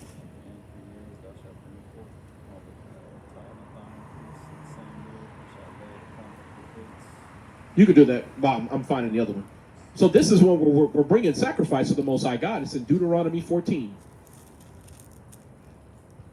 and 22, right? Come. My ears are dead. Yeah, that's the I think what is that first fruits? That's fine. Go ahead and read. Deuteronomy 14, verse 22. Thou shalt truly tithe all the increase of thy seed, that the field bring forth year by year, and thou shalt eat before the Lord thy God in the place which he shall choose to place his name there. The tithe of thy corn, of the wine, and of thine oil, and the firstlings of thy herds and of thy flocks, that thou mayest learn to fear the Lord thy God always. You could search. A place where God shall choose. It should be in Deuteronomy. I'm trying to find this real quick. I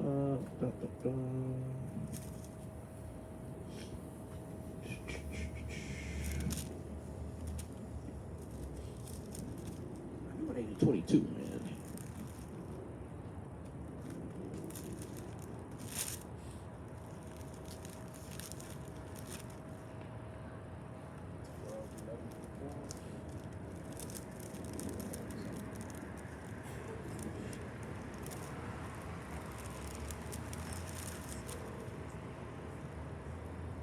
Yeah.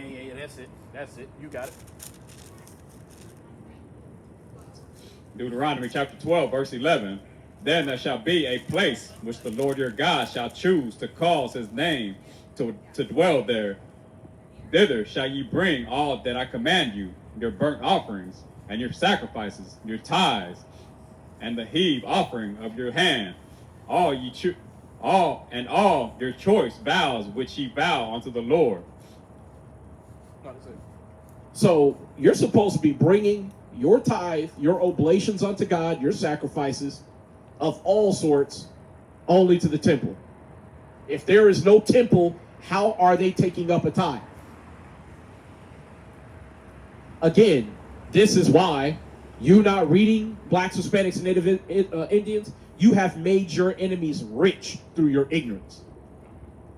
That's why a damn devilish cracker like Kenneth Copeland could have a damn tax-free mansion that's directly adjunct and adjacent to his church. Only because y'all don't read the very same book you say you believe in. And because you don't read it, he picks it up and runs with it when he ain't even supposed to be in the prophethood. But y'all, we gonna go ahead and hang it up for tonight. I think we did a good job out here. You know what I'm saying? Bringing out the word to Blacks, Hispanics, Native Indians, letting them know that they're God's chosen. Bidding them to repent. Because in the times to come, if you are not covered by the hand of the Most High God, you are going to perish. Anybody want to get a scripture before we leave? I know, man. I'm so cold, bro. Like, scripture's flowing like a river of bricks. But at least it's flowing though. Most High God still got it going. Give me Isaiah 65 real quick. 65, yes, sir. And then, start at 11 and read down. So Isaiah chapter 65, verse 11. But ye are they that forsake the Lord, that forget my holy mountain, that prepare a table for that troop, and that furnish the drink offering unto that number. Therefore will I number you to the sword, and ye shall all bow down to the slaughter. Because when I called, ye did not answer. When I spake, ye did not hear, but did evil before my eyes, and did choose that wherein I delighted not. So when it talks about our people furnishing drink offerings to a god known as Gad or Troop, and then another god known as Meni, M-E-N-I, a god of fortune, right? Two pagan gods. Our people would prepare offerings for those false gods. So the Most High God makes it readily apparent that when we cry out to the Most High God and we've been serving other idols, he's not going to protect us. And just as this was for our forefathers, Black, Hispanic, and Native Indian people, this is for our forefathers. This is a message for us today. This is a manifold prophecy. Keep reading, brother. Verse 13. Therefore thus saith the Lord God, Behold, my servants shall eat, but ye shall be hungry. Behold, my servants shall drink, but ye shall be thirsty. Behold, my servants shall rejoice, but ye shall be ashamed. Behold, my servants shall sing for joy of heart, but ye shall cry for sorrow of heart, and shall howl for vexation of spirit. And ye shall leave your name for a curse unto my chosen, for the Lord God shall slay thee, and call his servants by another name. So in the calamity to come, that's building right now, those of our people who refuse to return, those of our people who refuse to repent, death is going to find you. One way or another. Whether it's you being slain by the so-called white man and his hateful zeal toward the Israelites, being slain by hunger, because there's going to come a point where Walmart, H-E-B, Dollar General, all those food stores are no longer going to be in service. Yeah, a damn McDonald's who's being outed for having human meat in it. I don't know if y'all saw Vladimir Putin is talking about that. That they put literal human meat in the meat supply here in America. Not to mention, it's now starting to come out that dissolved human bodies is being put into the water table here. Bill Gates. Like, I mean, like, for real, the Most High God has already got you under a barrel, Black, Hispanic, and Native Indian man. Anything here can take you out. These motherfuckers got lead pipes, all types of infrastructure that ain't been updated in 40 years. You could die from anything around here. I was just talking to my Rube about that, how they make it so difficult just to try to eat clean, whether it's you're trying to be in the truth and not eat anything that's unclean to you, or just eat They healthy. put it in everything. And then they put it in words that you don't understand. You got to be a fucking scientist and shit to, yeah. I mean, they do that on purpose because they understand if they could just hide it and cloak it in vernacular, then most of our people are not going to go the extra mile to figure out what is being said. For instance, if you look up the term holistic, can you look that up for me? I guess. Most of y'all don't realize when it comes to holistic medicine, that's the only valid form of medicine. Characterized by the belief that the parts of something are interconnected and can be explained only by reference to the whole. For instance, if you're eating crappy foods and then you're suffering brain fog, well, that seems to be an unrelated system causing a malady or pathology in another system. But when it comes to holistic medicine, that's a biblical principle, right? You're not supposed to eat too many sweets and meats. You're supposed to exercise. You're supposed to do healthy things to show the Most High God that you care about your vessel. Your body's telling you when it's not happy or sick or something. Yeah, the Most High God has put plenty of alarms and signals and stuff in your body to let you know when you're doing it right and when you're doing it wrong. Breakouts to your eyes turning yellow, to aches and pains. If you eat a full meal and you got to take a 3-hour nap, you have the itis. Yeah, That is not healthy. that's not healthy at all. You know what I'm As saying? a matter of fact, it tells you you're full of worms. Yeah. But if you are eating and your arm starts to hurt to the point where it's drooping and it's going numb, most people know that as a sign of a heart attack or stroke. If you smell pennies every time you eat Krispy Kreme donuts, I know that's extreme, but there are people out here, they're going through it. They have all types of type 2 diabetes. It might be. Lord, I hope it is. Shit. That gangrene ain't no joke. We always talk about If it diabetes is, and all brother, that. I that'll mean, be crazy because it's cold. Yeah, for real shit. We was just about to go. Yeah, we just about to pack up, man. I hope that's him. we should let them come out and get cold for a little Is- bit. And then, like, we leave. Hell no. Is the roof or the hood of the car damaged? Yes. Yeah, that's him. Dude, it's too. Whoa. That's him. Nigga, we was just Yeah, that's him. Yeah, that's him. All praise. Nigga, we were just about to leave. Nigga. Now that's cool shit. I'm down to do more time, man. Because I'm gonna tell you, the famine of the word is coming. God. Yeah, give me Amos 8. Give me Amos 8, because that's one of the things that we talk about a lot, man. And most of our people don't understand. You're not going to keep having the opportunity to hear brothers like us teach like this, making the Bible, near unto you and easily understood. You know what I'm saying?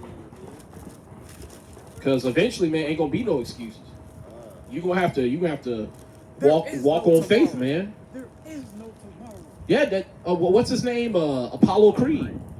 That when he told Rocky, "There is no tomorrow," man. Most of y'all don't understand that shit. That's biblical, man. That's And some we'll real do shit. it tomorrow. Now, give me, "I made haste to keep thy commandments" in Psalms. King David said, "I made haste to keep thy commandments." Hey, Terry. See, you're not supposed to wait and put it off to come and keep God's commandments. You're supposed to do that as soon as you're given the opportunity to do so. And that's why a lot of times when you pray to the Most High God, that he assists you or help you or keep you in a perilous time, the Most High God takes his time to help you. Because you take your time to listen to him. Go and get that. Oh, we don't got no jacket. Psalms 119, verse 60. I made haste and delayed not to keep thy commandments. The bands of the wicked have robbed me, but I have not forgotten thy law. Ooh. King David said, despite all of these hardships coming on me, I don't forget to keep your commandments. Pray that you would like that next verse. Yeah, I'm glad you got it.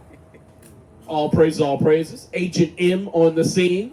Who's that? You know what I'm saying? That's your code name, brother. This nigga might be an Edomite with no jacket and shit. Yeah, for real, man. You sure you want to eat him, man? I don't know. I'm gonna have to see how you like your steak, man.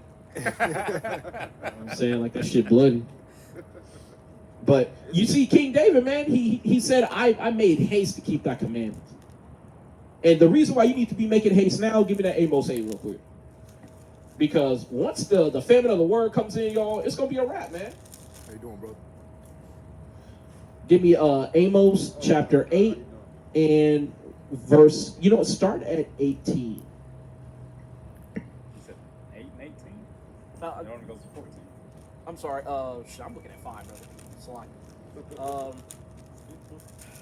we're gonna go to 5 after this. But give me 8 and 11. Amos chapter 8, verse 11. Behold, the days come, saith the Lord God, that I will send a famine in the land, not a famine of bread, nor of thirst for water, but of hearing the words of the Lord. So the Most High God is letting you know there's a time limit on this. And eventually, time's going to be up. And the real test is going to start. You have to take the test with no open book. The rest of that, or- Yeah, we going to get it. Like, that's one of the things that blacks, Hispanics, and Native Indians, y'all never take to heart. Eventually, God ain't going to have a grading curve for you. You're going to get the grade you deserve. And if you get a damn F, your ass got an F. Keep going. Verse 12. And they shall wander from sea to sea, and from the north even to the east. They shall run to and fro to seek the word of the Lord, and shall not find it. In that day shall the fair virgins and young men faint for thirst. That they that swear by the sin of Samaria and say, Thou God, O Dan, liveth, and the manner of Beersheba liveth, even they shall fall and never rise up again. Now, the sin of Samaria, what is that? Idolatry. So, to you blacks, Hispanics, and Native Indians worshiping white Jesus, worshiping Muhammad and the damn cobblestone, y'all niggas and all these damn idols, y'all gonna be assed out here. The Most High God is about to pull back his long suffering and his patience, and you gonna be at where you're at. Ain't gonna be no more grace. And the Most High God has already made it readily apparent. He put people to death for serving other gods. So my question is, what say you? Are you going to serve the Most High God? Or are you going to walk headlong into destruction? Better not be on CP time when that time comes. Yeah, man. Man, being on color people time, man, that's going to get you caught up. But, brother, give me Amos 5 and 18 real quick. Amos chapter 5, verse 18. Woe unto you that desire the day of the Lord. To what end is it for you? The day of the Lord is darkness and not light.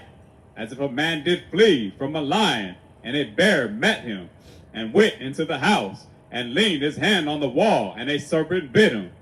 Shall not the day of the Lord be darkness and not light, even very dark, and no brightness in it? We ain't making it up. There's going to come a day where the day of the Lord is going to be here. And those of y'all who don't have this wisdom, you are going to be asked out. These prophecies going, man. We need not to. Yeah, and these prophecies are being knocked down every day now. Man, bro. Rolling out. If you are not familiar with end time prophecy, hey, man, just keep the commandments at least. Blacks, Hispanics, and Native Indians, it is not contingent for your salvation to know every breakdown. However, the one thing that you need to know is God's name and his son's name, and you need to keep the commandments. But y'all, that's all I got. We're going to go ahead and close up. Get me Revelation 22, 14 through 15, and then we're going to sign out. Oh, wow. Those are real gangsters for sure. Oh, for real, man. Hey, man. You got it, player. Yeah, for real, yeah. But most people, like, and this is a little aside, because we just saw two Edomites ride by listening to hip hop. Why, I don't know. But, you know, the brother said that they're the real gangsters. And that's the truth. That's the truth. You know what I'm saying? Like, a gangster is somebody who come and take your land, Come take your breath. come rape your woman, break in your house and then say, I live here now. Right. What you doing in here? That's what a real gangster do. Man. And last time I checked, that's what the white man do everywhere he go. That's my chain. Yeah, that's my chain. I got about $200. My oil, Yeah, it's both ours. We just keep it down at your house. Both our That's countries my keep it oil. in my park. Yeah, that's what most of you niggas doing. Yeah, we both Americans, but you just run everything. Venezuela gave us $5 billion of oil. Yeah, you got dumbass niggas here in America talking about, man, we got Venezuela's oil.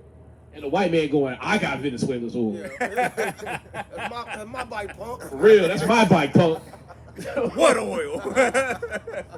And you got other cool ass niggas. What you come down here messing with these people for? Come here. Ah, man, for real. You know what I'm saying? We try to make the Bible appealing to our people, man, because you show the fuck have to live these curses, man. You want some of this too? And they not Yeah, going away. for real. And guess what? The Bible tells you to get out of the way of the heathen. Come. Man. You ain't supposed to be jumping on every grenade that a nigga about to walk into. Hey, let them fall on their own sword. For real, if my brother's out here robbing, cheating, and stealing, and a white man about to throw their ass in prison, hey man, Hey. as you should. Man, what? That's what the white man's job is, to be a damn whipping stick for your back. I'm not taking another nigga ass whooping. You earned that. I didn't. Yeah, for Shit, fuck that. Where's your integrity? What did you have in? No, give me a rod for the backs of fools. Man. Shit, we all know that in Proverbs, a fool's lips enter into contention and his mouth calleth for strokes. Man. But there's one thing that the Most High God made for the backs of fools, and that's a whipping stick. And now y'all know why the so-called black and Hispanic woman, why they so out of pocket right now. Because when we was in our right minds and in our heritage, everybody got the ride. And I'm not talking about the one ladies like to feel good with. I'm talking about the whipping stick. It'd be a Levite priest, and you be in the stocks, getting your back beat in. And then after that, they do it in Singapore, by the way. They call it caning. Yeah. Yeah. They beat your ass in public. Yeah. For smoking. Yeah, if you spit on the ground, Right. you get licks for that. Chew gum. Go ahead and get it. I'm gonna start that too. Proverbs chapter 26, verse 2. As the bird by wandering, as the swallow by flying, so the curse causeless shall not come. A whip for the horse, a bridle for the ass, and a rod for the fool's back. Most High God trying to let you know through the prophet Solomon, you getting your just desserts when you get caught up in this kingdom. Why you say don't be a fool? That's why Paul told you to abstain from all appearances of evil. You ain't even supposed to be looking like you're doing the wrong thing. If it look like you're doing a drug deal in public, guess what? When you get arrested for it, don't start crying. If you at one of these protests and you get caught up and ICE is trying to ship your ass to the damn Mexico and you a nigga, hey man, you should have kept your ass at home. What you got? What business you got out there? You hanging out with drug dealers and murderers, you get caught up with them. Yeah, if you hanging out with gangbangers and drug dealers and they do a drive-by on the spot and kill you, hey man, that's your fault. Hey, you are what you eat. You ain't supposed to be following the multitude to do evil. Right. Again, all this wisdom is here in the Bible. And I'm not saying we're not supposed to commiserate with our brothers. But where in the Bible does it tell you to march around with signs, making noise, pissing the white man off? When ultimately we know marching around don't do shit. Ain't never done nothing. The white man would rather you march around than actively fight and starve the system. Because he knows your ass gonna still clock in on Monday. They just be sitting back enjoying the show, like, look. They even tell you where you can march at. The cops put up the little barricades, and they say you can march down these streets, and then you got to be up out of here by about 10 p.m.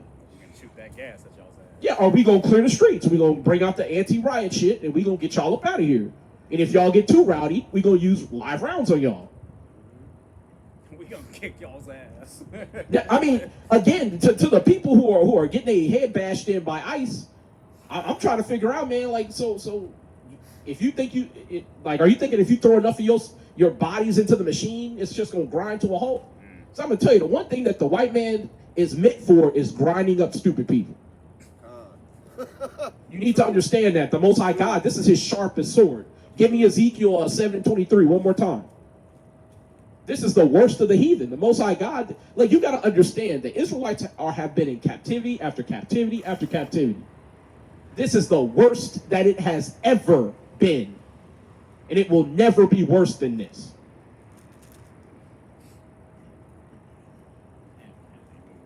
I know, I'm sorry. Ezekiel chapter 7, verse 23. Make a chain, for the land is full of bloody crimes, and the city is full of violence. Wherefore I will bring the worst of the heathen, and they shall possess their houses. I will also make the pomp of the strong to cease, and their holy places shall be defiled. That's all we need. So not only did the Most High God send the worst of the heathen, but he sent the worst of the heathen to destroy everything that we held in high esteem. So when you look at our people literally in tattered rags, holding bags of cotton, looking at a camera, looking like we a damn shell-shocked war veteran, now you see how we got there. Like I said it earlier, man, you can only go before a judge so many times for that nigga like, yo, I'm tired of seeing your ass. For real. Like, man, nigga, I'm getting a headache now, man. Like, you got to go away. For real, if this nigga talking about you to his wife over dinner, talking about, I hate this motherfucker. You know you going to prison. Right. I seen this motherfucker 9 times. For real, man. Like, he just keep coming back. He made a fool of me last time. Last time it was rape, this time it was murder. I gotta send him away. He gave me this sob story about how he was abused and how he broke and all this other shit and his damn baby mama just left. I fell for it. So you know what? Next time I see him, I'm gonna make an example out of him, as we read in Isaiah 65. What you saying? This servant thinks he can do what I can do. Shit. Psych. Yeah, the Most High God said, man, I'm gonna leave you as an example to the other Israelites. You'll be slain by the Most High God's sword, and you'll literally, there'll be a flag right next to your body going, don't go this way. Don't be like this nigga. Don't love white women like him. Got lynched. Hey, don't get involved in white collar crime with these white folks who's stealing millions of dollars. Because guess who's gonna be the scapegoat? You. You have to abstain from all appearances of evil. But y'all, based on that, what we just said, we're going to get these last two. We'll get up out of here. Give me Revelation 22:14-15, and that's it. For realsies this time. You gotta start over. I just came in. Yeah, we're going to go ahead and start over. You know, for the angry white folks on that up there. Balcony. You know what I'm saying? Y'all was talking shit earlier, so we're going to go ahead and do an all-night camp just for you. Esau still up there. Nah, them niggas are calling cows, man. Sitting in the cleft of the rocks. They was hating hard earlier, man. Yeah, he's a nigga in the red shirt. Yeah, he red called us a jacket. nigger and everything, man. What you got on red for? Nigger. Like, what the I fuck thought that did was I do? Yeah, why he come after you first, man? I'm the one talking shit. Yeah. Just chilling here reading the Bible. Getting persecuted for nothing, bro. Yeah, for real. Revelations chapter 22, verse 14. Blessed are they that do his commandments, that they may have right to the tree of life, and may enter in through the gates into the city. For without are dogs, and sorcerers, and whoremongers, and murderers, and idolaters, and whosoever loveth and maketh a lie. Oh, praise. And on that note, y'all, we gonna sign off by saying, call halal Yahweh Bashem Yahweh Shai, Kwam Yashrala, Whoa, Yasharala. and Mawaz Lababal. Walk, love, ball. All praises. All right, y'all. Shalom.